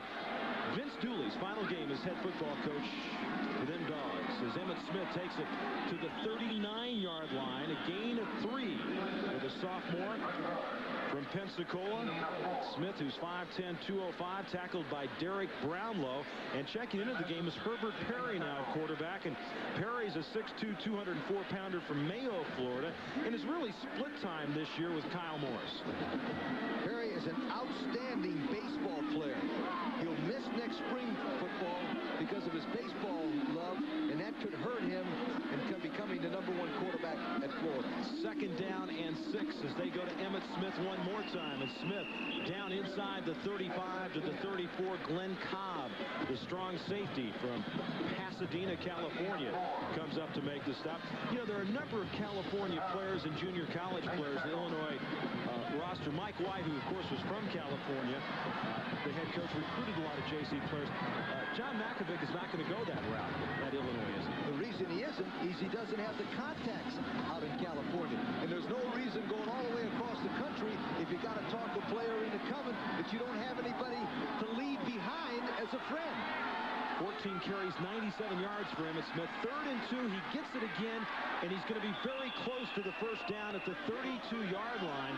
Glenn Cobb came busting up from his strong side safety position to get in on the tackle. And it's going to be a first down for the Gators. It looked like the Gators said on the sideline, the offensive line, hey, coach, let's quit messing around with all of this passing stuff. Let's roll up our sleeves, and let's find out who's a better man, us or them. They've also got Willie McGrady in there now, number 38. He's 6'1", 244 pounds, a tremendous blocker who's now lined up at the fullback position for the Gators. He's a former All-State defensive tackle in high school. And they go to Emmitt Smith. McGrady's in front of him, and look at Smith inside the 25 to the 24-yard line, right behind Willie McGrady as Derek Brownlow makes the tackle. Also behind David Williams, 6'5", 290, a 4-year starter, number 73 to left tackle. You'll see the offensive line starts to surge now. Watch the left side. Number 61, Sills from Orlando. Number 73 makes a block. But number 38, McGrady is the man that makes that play go. He kicked John Walker out of there. 2nd down and 3. Now they go to McGrady that time, and he gets to the line of scrimmage. Mo Gardner met him head on. That play didn't fool Illinois at all. It was 6:15 to go, 3rd quarter. So now Florida is faced with a 3rd and a long 3. If I was the Florida coaching staff, instead of throwing the ball here, which I know everybody would think, I'd somehow get the ball into the hands of number 22, let him break a tackle, make a first down, and keep the ball. You come to the wide side? Doesn't make any difference. It depends on what the Illinois defense. I'd call it automatic, but I'd make sure the number 22 got the football. 3rd and 3. And 22's got the football. He'd like to throw it. Now he's going to run it.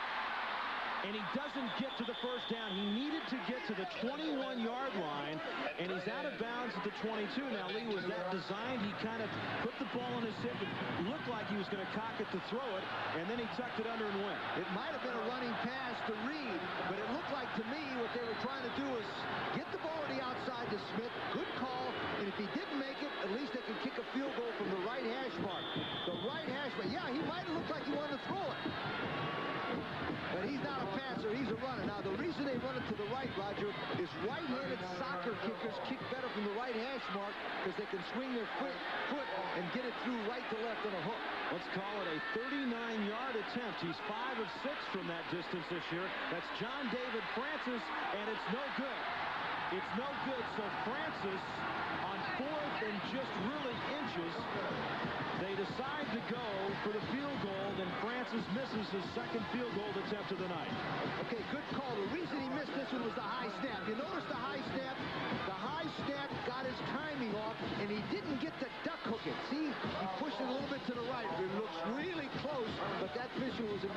possession. Look at, he's trying to get the lean. No.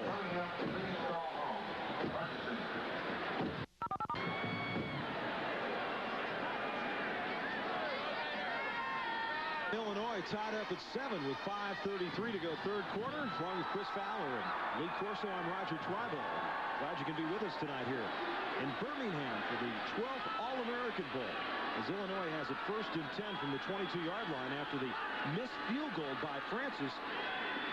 The Illini looking to screen it to the left, and George is dunked at the 6-yard line by Huey Richardson. Boy, he is a tremendous sophomore from Atlanta, Georgia. He's an outstanding student, too. He's got a 3.16 grade point average. He's an outstanding athlete because of his quickness. Now, watch the way he gets off the ball. He beats number 68, Snyder, to the inside, and that's all he needs is little action. The reason why Richardson is doing such a great job, he's got great closing speed. He gets on him. You know, see how he gets on him so quick? But George has no way to throw the football. And all their sacks are coming from the outside. 2nd and 25 from the 7. George, lots of pressure. He finds his man. Jones has it and moves it to the 14-yard line. Goodness. What great anticipation by Jeff George. I mean, he had 2 men bearing right down on him. Looked to me like he was throwing it away. They're really coming. They're teeing off. But watch the presence he has. He notices he's in trouble right now. He looks immediately to get the ball to his drop-off man, number 36, Jones. But also, did you notice those rib pads? Thank goodness he's wearing those rib pads because he's really taking some shots. 3rd down and 18 from the 14-yard line. 3 wide receivers out of the shotgun for the Fighting Illini.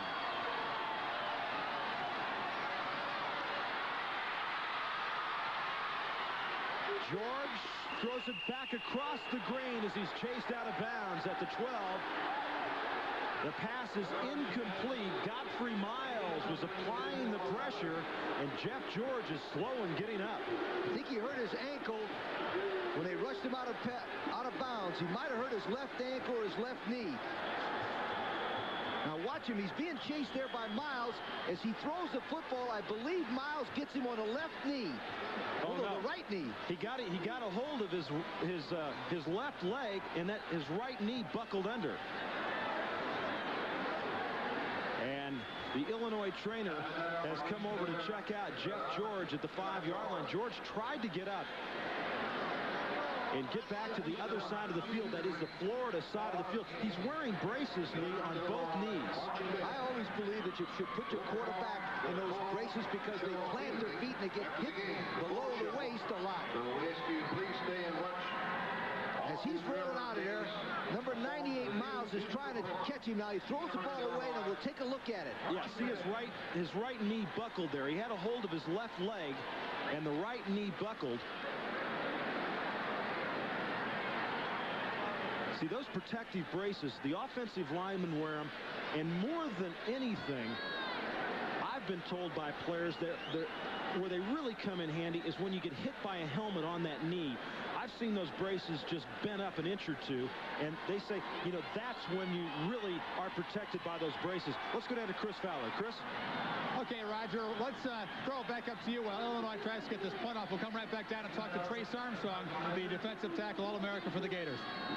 Okay, Trace Armstrong, of course, who had arthroscopic knee surgery and is not playing tonight as Illinois will punt it Menkhausen from his goal line. Getting back to that, it's a good thing George had those braces on, or he might be getting surgery tomorrow. Good snap and a good kick. A low kick, but it drives Barber back to the 45, and excellent coverage by Illinois. And Florida, though, will have good field position at the 50. Let's go back down to Chris. Okay, Roger. Grace, a lot of Gator fans concerned without you in there. The defense might have some problems. You're impressed with how they're playing, though. Yeah, I think they played well in the second quarter and exceptionally well this half.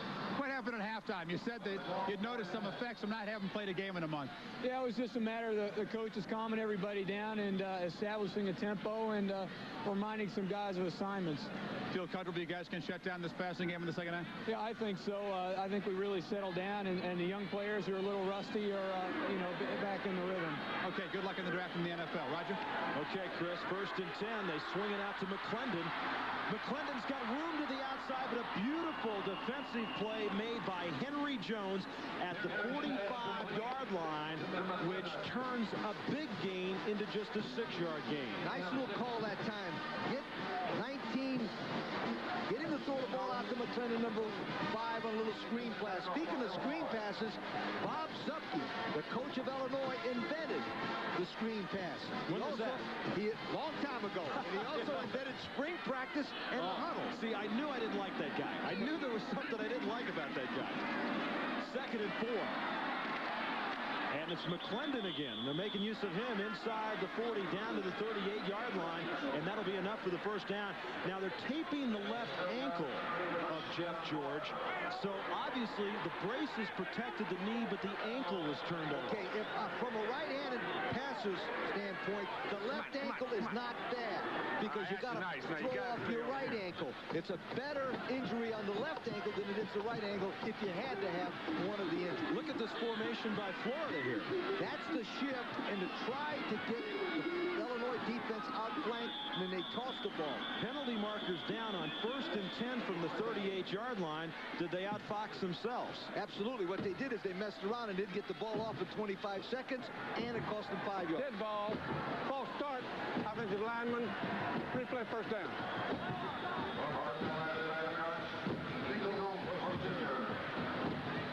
So the penalty against Florida, and it'll be 1st and 15, 2:35 to go, 3rd quarter. As the Gators have had outstanding field position in this 3rd quarter. They've missed a field goal. Had a good chance on a 4th and inches, but Francis couldn't connect. And that time, Florida to the 40, a gain of about 3 yards. Not much there that time for Dexter McNabb, who's in there for Emmitt Smith. Herbert Perry has replaced Kyle Morris at quarterback. Mel Agee made the tackle for the Fighting Illini. Florida has a one-dimensional attack. In the last 35 quarters, they haven't thrown a touchdown pass, Roger, in the last 35 quarters. Stacy Simmons caught 4 touchdown passes in the first 4 games. Then he was injured. They've had 3 touchdown passes from other receivers than Stacy Simmons. This is 2nd and 12. And Perry's got some room if he wants to go. He better tuck it in as he's inside the 40 to the 38. First man to hit him was Romero Bryce, a sophomore from New Orleans. As Perry had some room to go, he just couldn't decide. And finally, after a gain of about 4, hit the turf. And that'll bring up a 3rd down and 9.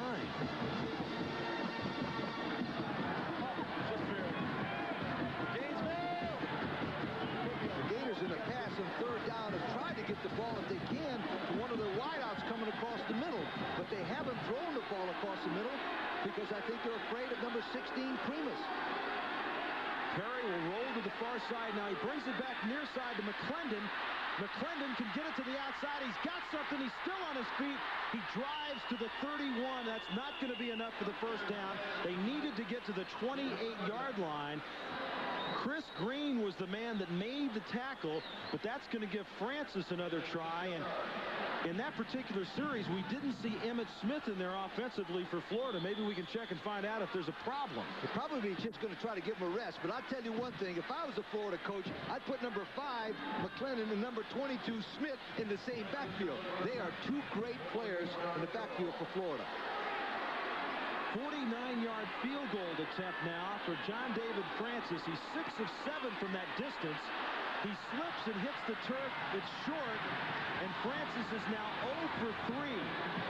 Francis thought there might have been a roughing call, but there is no penalty flag down. And so on their 2nd consecutive possession, Florida has missed a field goal attempt. Now the reason there's not a roughing, that the man was going for the spot. You know, see where he was going for? He was not going for number 7, and try to hit Francis, and that's why the official didn't call it. If it had been a roughing, it had been a 15-yard penalty and an automatic first down. It would have really helped the Gators. Let's go to Chris Fowler. Chris? Okay, Roger, you see Jeff George back in there. They retaped his ankle. He's limping a little bit, but they didn't even warm up a backup quarterback, so they're going with George. 7 seconds to go now.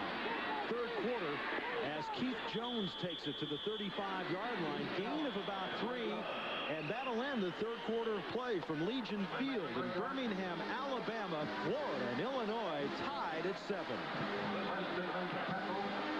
Vince Dooley's final game as a head coach at Georgia. After 25 years of magnificent man, and I tell you what, I'm sure he's distressed on as much controversy there is trying to pick a man to follow him. Well, he's still the athletic director and will be because Starkey's going to run for governor of Georgia in 1990. Start of the fourth quarter, 2nd and 7, and over to the far side, Jeff George finds his receiver Mike Bellamy at the 47-yard line, and that'll be a first down. Roger Twyville, Lee Corso, Chris Fowler here with you at the 12th annual All-American Bowl. Let's go down to Chris.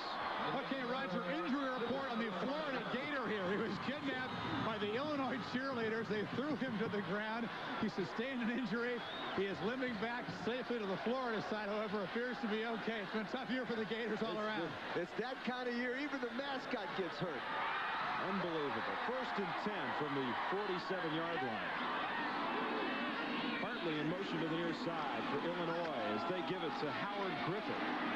And Griffith will get maybe a yard, not much more than that. Joey Nicoletto, the senior from Tampa, number 49, 75 tackles, 3 sacks, and a couple of interceptions for the 6'3", 226-pound 50-year senior. Just think, this is the final football game for a lot of these guys. You know, and it's now 14 minutes, 28 seconds to go, and it's going to start dawning on them. You know, during this period of time, this might be the last game some of these guys ever play. You're going to see some spirited action here as we come down to the conclusion of this game. Tied at 7. 2nd and 8. Keith Jones. Good battle right there as he drives hard across midfield. Gets down to the 47-yard line where Jeff Roth and Huey Richardson make the tackle. Keith Jones, number 36, was the most valuable player in 1986.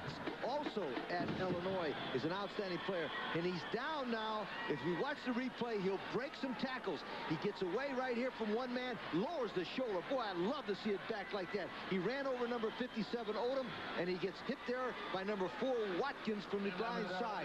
It might be that number 96, Roth, had his ankle and twisted it. Now keep your eye. His right knee, Roth's knee, on the back of Jones's right ankle. And let's hope that that's not an Achilles, as he is still down. Jones, 18 carries, 92 yards, and 1 touchdown. Of course, ripped off that 30-yard touchdown run. But more injuries occur in football by people falling on people. It's not so much the vicious hit. It's running downfield. Somebody's already tackling, somebody else falls on you. But Jones, you can see him limping on that right ankle, is up. And he is the majority of the Illinois offense, their leading receiver and rusher. He's probably the most versatile back in the Big Ten. He's from Rock Hill, Missouri, and has had an outstanding career at Illinois. And he'll come out of the game right now. And he'll be replaced by Lynn McClellan as you take a look at the total yards for Illinois and Florida. So McClellan, a senior from Rialto, California, number 28, has checked into the game on 3rd and 3. The blitz by Florida and lots of pressure. Pat Moore, 45, was the man that came through and put Jeff George on his back. And that'll bring up a punting situation, and Brian Menkhausen, the junior from Hazelwood, Missouri, will come in.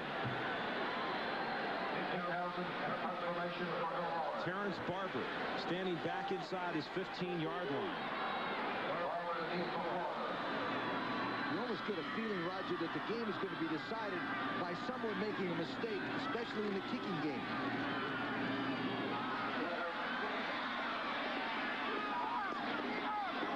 Menkhausen is down at the 15-yard line, and that's where the Gators will have it. 1st and 10, 13:31 left to go from Birmingham.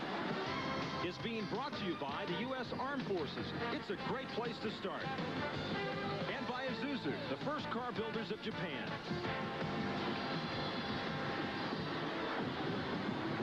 Roger Tribal, Lee Corso, Chris Fowler with you.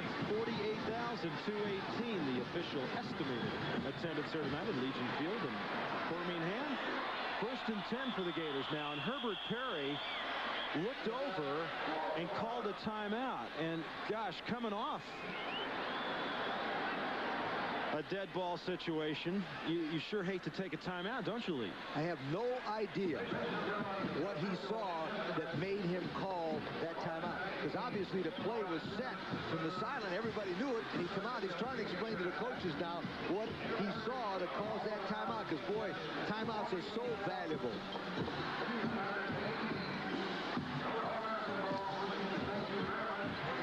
The AFC-NFC Pro Bowl coming your way on ESPN January 29th. That's 1989 as we move into the next calendar year. We'll have that one for you as our NFL coverage continues here on ESPN. Right now we've got 13:31 left to go in the 12th annual All-American Bowl. Illinois and Florida tied at 7 apiece. As Perry went over to talk to Ray Cookmore and try to figure out whatever the problem was. Maybe he saw something defensively that baffled him, or maybe he saw something with his own team. But I guess it's better to be safe than sorry. So Florida has used one of their 3 timeouts. 1st and 10, excuse me. Perry throwing and finds the receiver on the far side, Terrence Barber. At the 27-yard line, Chris Green on the coverage, and that's a Florida 1st down. Nice play-action play. Now, let's take a look at number 73, Williams. Good out. Now, notice his arms. That's why he's going to be a great pro prospect. He's got long arms, and the first thing he'll do when he gets to the All-Star game is they'll take and measure his wingspan. The longer the arms, the more money he gets. That's to keep the defensive man away. By the inch, right? Absolutely. 1st down. Call it the 29 now. Emmitt Smith is back in there, and he is dropped at the line of scrimmage by Mo Gardner, the sophomore from Indianapolis. This is a young defensive unit for Illinois. Their 3 up front men are sophomores. Brownlow's a sophomore. Bryce is a sophomore. And that guy is a sophomore. I'll tell you one thing. You cannot single block number 95, Mo Gardner. You've got to block him from the angle. You notice how quick he was? He got his hands on that man and whipped around him. Boy, that's a tremendous move. They have only one senior starter on defense. 2nd and 9. As Willie Snead goes in motion to the far side. Perry going deep. Barber, the intended receiver, but he throws it out of bounds, and one of the backup guys caught it and started to run with it. Was that Moore? Moore. Pat Moore. Pat Moore now, number 45 from Pensacola, is the leading receiver for the Florida Gators. The leading defensive receiver. I mean, the only problem is he was sitting on the sideline. Can you imagine sitting on the sideline having a drink? The guy says, heads up, catch the ball. Okay, Emmitt Smith is back in the game after missing that last series. Obviously giving him some rest. 3rd and 9 now. And the officials have now started the clock. 3rd and 9 for the Gators at the 30-yard line. The Gators got to be careful. Do not turn the ball off with a blitz like this. And they were coming, and they got him. At the 15-yard line, Perry is dropped by Derek Brownlow. That's his 1st sack of the year. Now, they'll say, okay, you're blitzing our quarterback. We'll come after yours. Brownlow, All-State High School in Indiana from Indianapolis, has got great speed. Now watch, as we watch Galen Hall, you'll see this, and oh no. But I'll tell you what, there was no choice. They had too many men and didn't have the hot pattern. That's why Perry got caught. Francis standing on his goal line to punt it. He's had one high snap. That was a good one. It's an end-over-end kick. And Florida has got it down at the 46-yard line. Greg Baldwin was down there to stop it. Just 31 yards in the punt. And now Illinois will have field position. You can't lose when you do that. That's going to be a great one. Oklahoma State and Wyoming.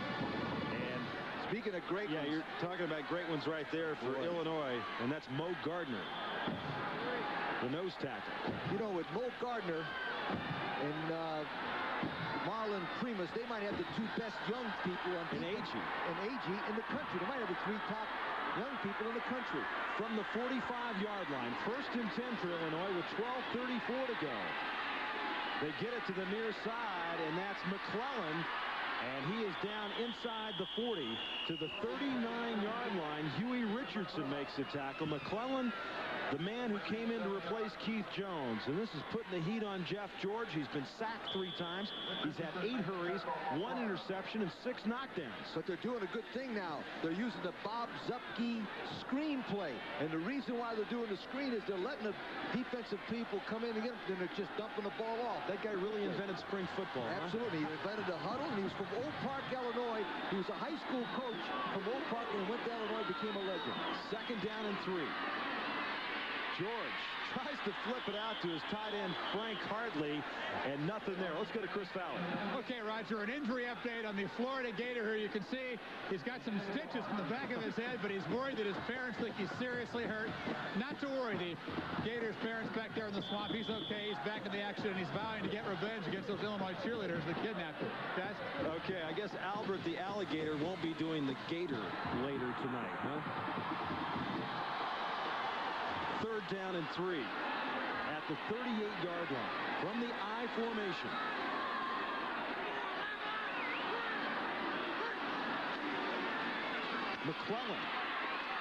McClellan leans ahead, and good second effort gets the 1st down at the 35-yard line.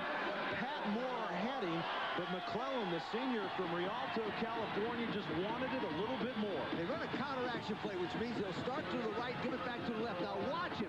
2 things. 1, he delivers the blow by holding the ball on the right shoulder and driving just enough for the 1st down. The thing that I liked about that is he had the ball in his left arm, running to the left. He could use his right shoulder to put that pressure and make the 1st down. McClellan only had 7 carries coming into this game. He's already had 3 in this game, so a backup to Jones didn't see much action, but a big 1st down play there. 1st and 10. George being chased out of the pocket from behind and nailed by Huey Richardson at the 45-yard line. His cousin Al played for the Atlanta Falcons.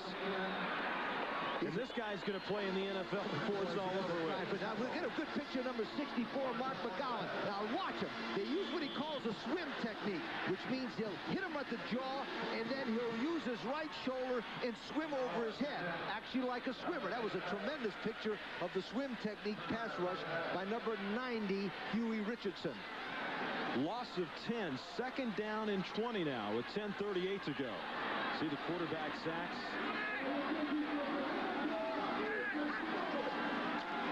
Jeff George. Down the middle, he's got his receiver Stephen Williams, and let's see if they call it a reception. Yes, they do at the 30-yard line. Pick up a 15 on the play. Stephen Williams had 2 brothers, Oliver and David, both great players at Illinois. But watch him come down and scoop the ball off the turf. It's a good thing we're not in the NFL. We'd be here for an hour and a half trying to figure that one out. 3rd down and 5 now at the 30-yard line. Out of the shotgun, 3 wide receivers for Illinois.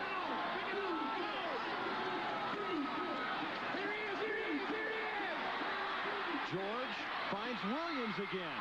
Good defensive play, and not enough for the 1st down as Joey Nicoletto knew exactly where his man was at and exactly where he had to keep him, and that'll bring up a 4th down situation for Illinois. Now we're taking a look at Mark McGowan again, number 64 from Evergreen Park. Now we got Richardson now, but you notice he's got his hands out there and he grabs it by the shirt, and now he keeps him out there and he grabs it by the shirt again, but he didn't get in. Florida did a great job this year. They had 20 more sacks than their opponents throughout the regular season. Now Doug Higgins will come in. This field goal attempt of 44 yards. He was 4 of 6 from that area this year. plenty of distance, and it's good. So Higgins, the sophomore from Normal, Illinois, with the 44-yard field goal, and the Fighting Illini have taken the lead for the first time tonight, 10-7, with 8:55 left to go in this football game. Higgins is 6 foot 184, really gets his body into it. You notice how when he came through, he really put his body in there and got every inch and power of him behind it.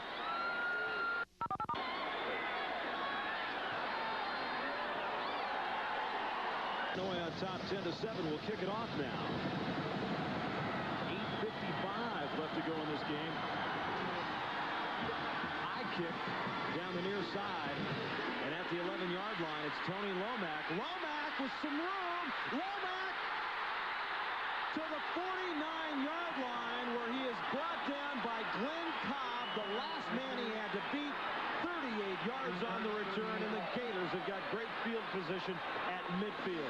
Lomack, number 20, is from Tallahassee, Florida. He played at Leon High School for Gene Cox, one of the great coaches in the history of Florida High School. He makes a good move there. He was a tremendous running back in Tallahassee, Leon. He got over 5,000 yards as his career as a runner. They've got to try to get him into this game. We haven't called his name up until this point. Lomack is split to the near side with Terrence Barber on 1st and 10, and they give it to Emmitt Smith around the corner, and Smith still going, and he stepped out of bounds. Smith stepped out of bounds at the 45-yard line, a gain of 5. He has got great quickness. Tell me the difference between speed and quickness. Have you... All right, I'll tell you, the difference in speed and quickness is the ability to cross those lines fast. Now watch, right there, 1-2 steps and he was gone. You move your body with speed if you can run it without anybody there. But quickness is the ability to move from one spot to the other with people around you. That's the difference. 2nd and 6. They call it a 4-yard pickup for Emmitt Smith. They go to him again. Smith looking for room. He gets to the 42. Derek Brownlow, 48, the inside backer, comes up to make the stop, and you can see the exchange there. Smith and Brownlow, both sophomores, acknowledging each other.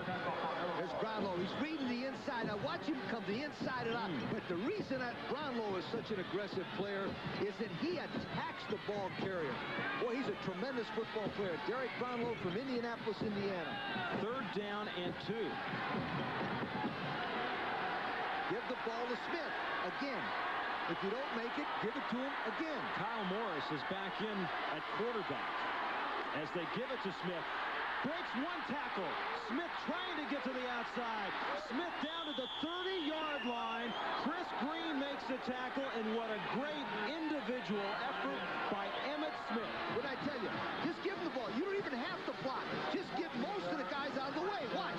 He gets hit the backfield right there by number 65, Turner, but then it's all Emmitt Smith, and he goes up the left-hand side. He gives a stiff arm right there to number 33, Green, which is the first time I've seen Emmitt Smith do that. You see, the great thing that Smith did there, that all great backs do, as soon as he felt that contact, he spun, which didn't leave him as a sitting target. He kept moving that way, and Emmitt Smith, 131 yards, and they won 6 consecutive games when he's rushed for over 100 yards. Morris hands it straight up the middle to his first back through, and a gain of about 3 yards. Cedric Smith, a junior from Enterprise, Alabama, is tackled by Mel Agee. We really haven't called Agee's name that much. He's been injured throughout most of the end of the season as the Gators, speaking of injuries, patched up and back cheering again. But Gardner has done the job from the nose guard position, and Brownlow from the linebacker position on 2nd and 8. McClendon fumbles the football.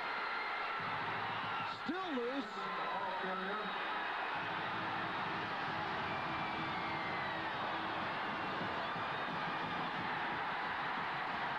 Illinois got it.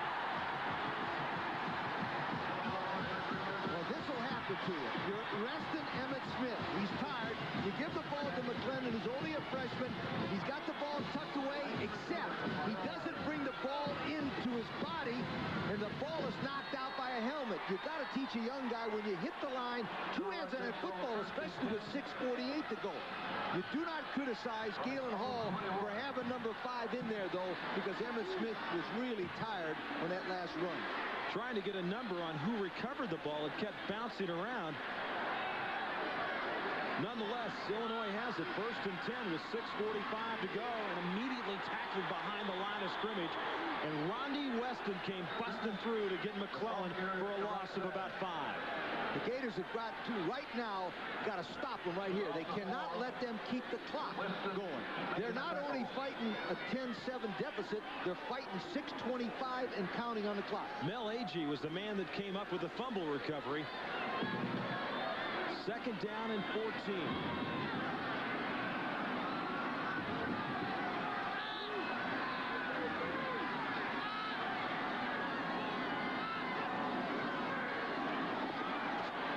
George trying to get away from the pressure, has it deflected straight up in the air, and the man who was back was Jeff Roth, who got a hand on it. Let's go to Chris Fowler. Okay, Roger, injury report on the fabulous halfback for Illinois. You see him right there, Keith Jones. He's hurt his right ankle. Trainers have taken off his shoe and his sock, and they're looking at that right ankle. We've got an ice bag out there. Jones, the most valuable player on this Illinois team. His teammates come up to him and said, "We're going to win this one for you, guy." Fellas? Thank you, Chris. Keith Jones, 18 carries, 92 yards, and a touchdown. And they'll sorely miss him in the final 6 minutes of this game. 3rd down and 14 now.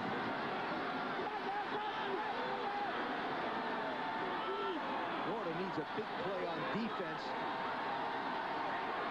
as soon as they can get one. Roth was coming hard. Intercepted. Intercepted.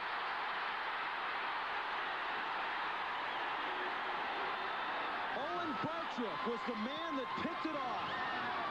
Owen Bartrup, the linebacker, with his 2nd interception of the year. 6'1" and 200, a former defensive back who's a linebacker, made the pick. This is what they needed. 3rd down and long. They played a nice zone defense. George overthrows. Bartrup is back in position to get it. He's from Sarasota, Florida. He makes a good play. He holds on to the football. Now it's on the 25-yard line. Get Smith back in the ball game. Get him the football as many times as you can. He will either win it or lose it, and therefore you go with your best man. 5:50 left to go. 10-7. Illinois leads it. Smith in motion. Cedric Smith. Emmitt Smith has got the football, and he's inside the 25 to the 24-yard line. Mel Agee made the tackle, and that time on a 3rd and long, Jeff George tried to force it in, and it didn't work. That's right, and Florida did a nice thing. They faked the blitz that time and went to coverage defense. He thought he'd get more pressure in that, and then Butler was in good position. What Florida needs to do right now is get the ball in the hands of Smith 4 times if necessary, but make that 1st down. 2nd and 9. Morris is checking off at the line of scrimmage, and Smith goes up to the slot on the left side. They were looking to throw to him. He gets Terrence Barber instead, and Barber inside the 20 to the 18-yard line. They're saying the clock should continue to run, that he didn't get out of bounds, and now they've stopped it at 5:02. Derek Brownlow made the tackle. Jeff George, 152 yards passing. Jones, 92 yards rushing and a touchdown. Smith, 132 yards rushing and a TD. And Francis has missed 3 field goals. The first one was a high snap. The other 2 he missed on his own. 3rd down and 3. Double tight end. Emmitt Smith. Nowhere to go. Now he comes to the other side. He's got all sorts of room. Smith could go all the way. He's down at the 3-yard line. Marlon Primus with a touchdown saving tackle, a 15-yard pickup by Emmitt Smith. They didn't block anybody, but when you got a guy like Smith, you might be better off not blocking anybody and let him run on his own. He breaks it out to the outside. He gets a tremendous block there by number 80, McGriff. And there goes Smith. Now, Primus really smashes him in there on the 3-yard line. Now what you do, you get in a T formation, and whatever you do, you make sure that number 22 gets it, or you fake it to him. 1st and goal from the 2. Smith Touchdown, Florida.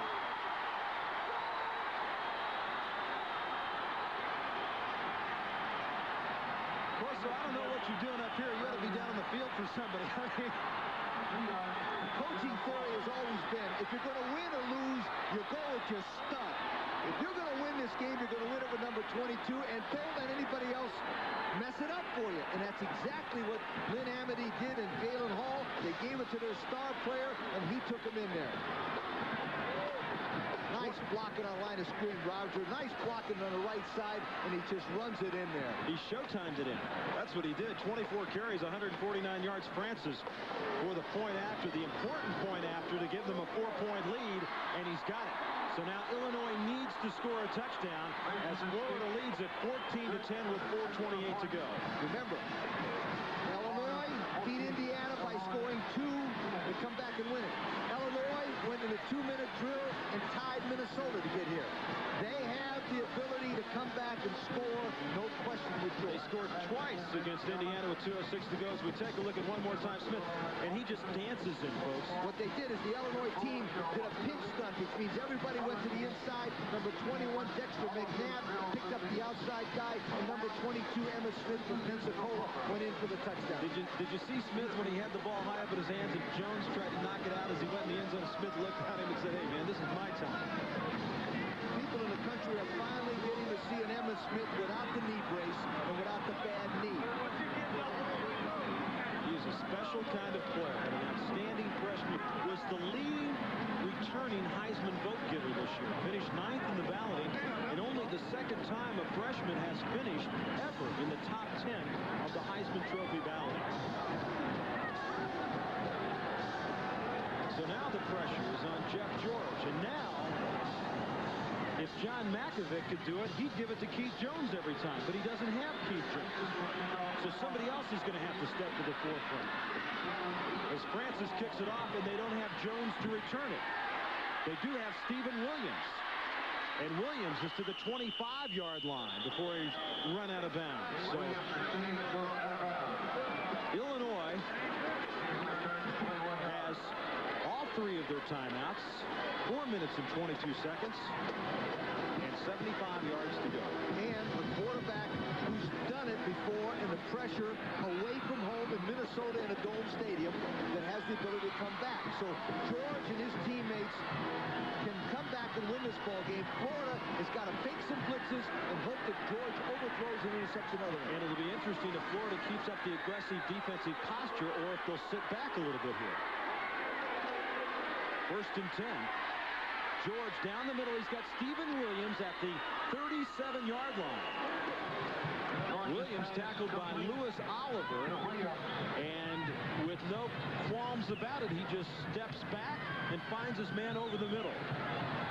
The scoring drive, 4 plays, 26 yards, time 1:22. The interception by Owen Bartriff to set it up.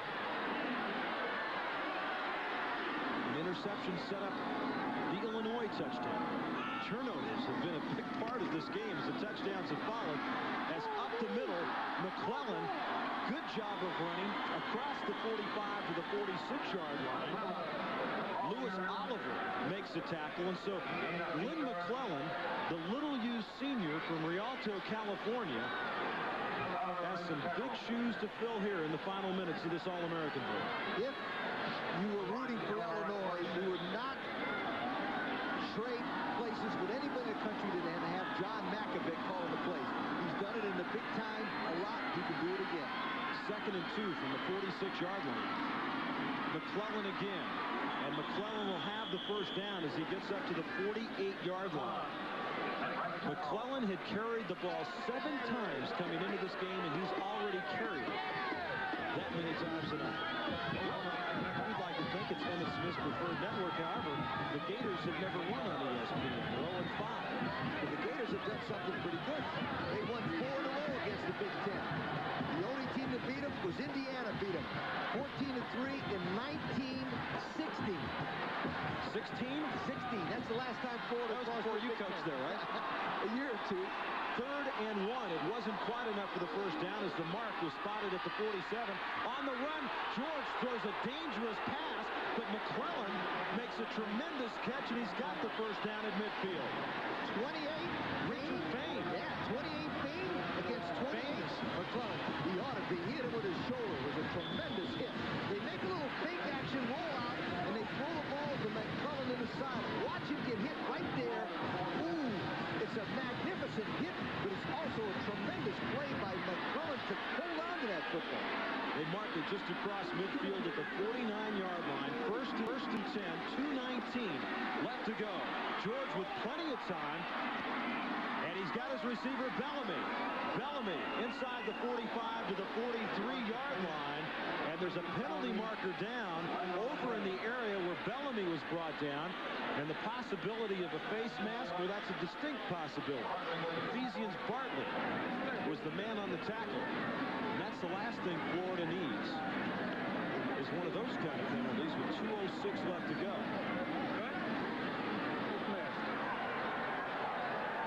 Face mask, 5-yard penalty against the defense. It'll be first down. Unintentional face mask. Now, Lee, has Florida changed their defensive posture here in this particular series? Yes, they're not full blitzing them, and the reason why they're not full blitzing them, they don't want to get a long one on him. They want to see if George can take the ball the length of the field and stop him. I personally think that's the right strategy, because if they do catch him in a blitz and it's one-on-one, they've got number 8 out here, Jones, who hasn't played the game. They'll have a go right past him for a touchdown. If I was the Illinois coach, I'd come immediately to the right side here and tackle number 8 with number 1, Williams, against Jones. Jones is a junior from Tallahassee. First and 10. Here comes the pressure. George is able to slip away, but he can't find anybody. And there really wasn't a receiver. Sean Wax was about 10 yards further downfield from where that ball was. George, 17 of 36 for 172 yards and 2 interceptions. He came into this game with 9 touchdown passes and 8 interceptions on the year. Florida gets good pressure on George this time, but they only send 4 men, and that's the secret. If you can get 4 men in on the quarterback, you've got a great chance. That's 98 Miles chasing him. And number 50, Culpepper. 2nd and 10. Coming to the near side, and the pass is complete at the 32-yard line. Another good catch over there. That was Howard Griffith. Joey Nicoletto was on the coverage, and we're under the 2-minute mark. Remember, 3 timeouts remaining for Illinois. It's 3rd and 4. George is hit, and the pass is complete to Bellamy inside the 20 to the 18-yard line where Kerry Watkins makes the stop. There's a penalty marker down. And holding's going to be called against Illinois. I'll tell you, George did a great job to get rid of the football. Number 2, Mike Bellamy. You know why he's going to him? Because he's the guy that won the Indiana game for him, and he knows he'll come up with a big play right there. That was a perfect throw underneath. Sidearm the pressure. Holding on the offense. Still third down. So holding on Illinois. It will remain 3rd down, but the ball will move all the way back to the 47-yard line. We're taking a look at the right side of your screen right there. It looks like number 68. Snyder had a hold of Miles, Godfrey Miles again, who came busting in from the outside.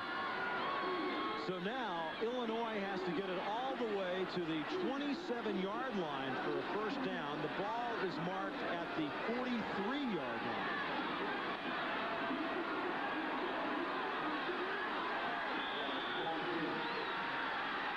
Down in 16.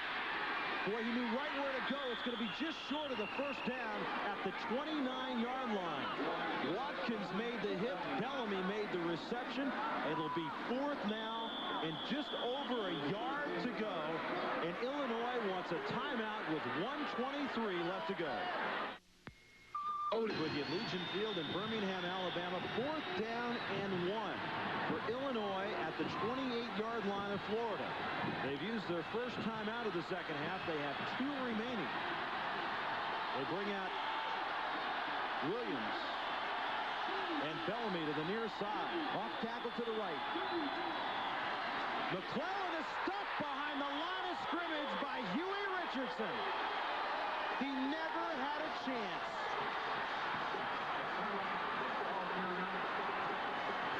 They went to the unbalanced line. The reason I said off tackle to the right, because that's exactly the same play they went for a touchdown. They went to the unbalanced line. Watch the man on the right-hand side of your picture, inside stump right there. Huey Richardson beat number 64, McClellan, to the inside. But McGowan went right by him like he wasn't supposed to block him, like he was going after a linebacker. Probably that Richardson was so quick, gave him a shoulder fake one way and came to the inside. But it was a definite off tackle to the right like we thought they would do. 1:18 left to go. Illinois has 2 timeouts remaining. 1st and 10 for the Gators. And they give it to Emmitt Smith. Emmitt Smith across the 40 to the 42-yard line, a pickup of 7. Roger, you knew it, I knew it, and everybody in the Illinois team knew they were going to give the ball to Emmitt Smith, and he made 7 yards by just sheer power and determination. Jeff George, the sophomore quarterback for Illinois, began his collegiate career at Purdue, transferred to Illinois, led them to a 6-4-1 record this year, and he's got a great future. But the Gators of Florida, who started at 5-0 this year, and then had so much adversity, injuries, and uncertainty over Galen Hall's future at one point in time. They ended up losing 5 of their last 6 and only scored 7 touchdowns in the last 7 games, yet their defense was ranked 4th in the nation, and they got themselves in position with 1:07 left to go to put a smile on the face of a lot of Gator football fans and a lot of people involved with this program as they lead at 14-10 with 1:07 left to go. What they'll do right now is they'll get the ball to Emmitt Smith's hands, and they'll usually throw the ball to the outside with Emmitt so that he can get a little bit of power and crease and go up the field. The most valuable player trophy, the Fred Sington Sr. most valuable player trophy, has been awarded to Emmitt Smith of the University of Florida, and they are now with 1:07 left to go, and Illinois now with 1 timeout left, 2nd down and 4 for the Gators. Lomack comes in motion to the near side, and they give it to Emmitt Smith one more time, and he will be stopped behind the line of scrimmage at the 39-yard line, and Illinois will take their final timeout with 1 minute left to go, which means they could get the football back. They'll try to block the punt. Basically, they'll let them run the next play. Florida will have to punt. They'll try to block the punt to win the ball game, and if Florida can get the ball off, then they'll win the ball game. Glenn Cobb was the man that made that tackle. Timeout on the field, 1 minute left to go, and the Gators are celebrating already. I know you don't like none. You know, I've always said that. No, sir. Nobody celebrates until the game's over. This game's not over yet. If they stop them here, which they probably will, Florida will have to do the thing they do the worst. Line up and punt the ball. Unless Galen Hall does something that I've done before. Take the ball, give it to Emmitt Smith, and let him run behind the end zone and take a safety. You mean just run straight back? Straight as fast as he can run, right out there to the American Bowl sign, take 2 points, kick it off, and win the game. That could be possible. Well, that makes it 14-12, and then you could always get a long field goal or something. You'd have to have a mammoth field. But there wouldn't be any time left. 3rd down and 6. Barber's in motion to the far side. Pitch back to Emmitt Smith. He's got a handle on it, and he gets maybe a yard. So they'll have 4th down and 5. Was that a penalty marker that was thrown? There was a penalty marker thrown, and it looks like it's going to be a face mask call. But it'll still be 4th down.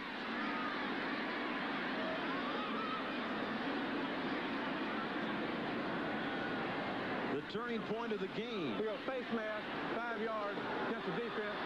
Replay 4th quarter, 4:32 left to go. Emmitt Smith found nowhere to go on the left side. He turned it to the right side.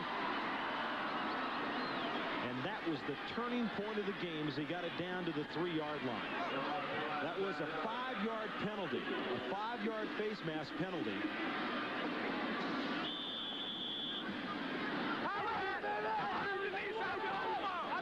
Now it is Does it remain third down? It remains third down because the penalty occurred while the run was going. If it occurred after the man was down, it would have been fourth down.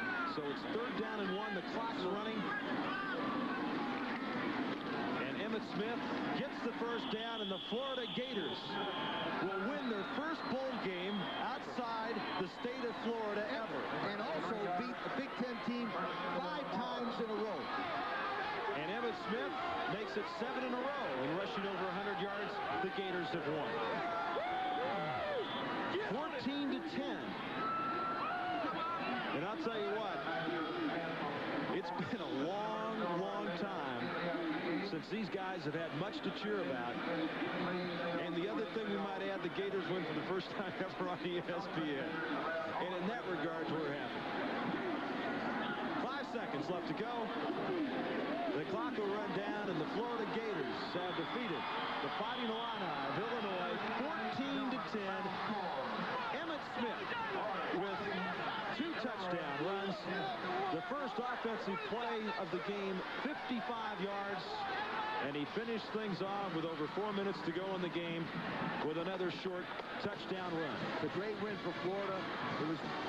The celebration is a little subdued now because of the tragedy that happened to Jim Dickey's daughter.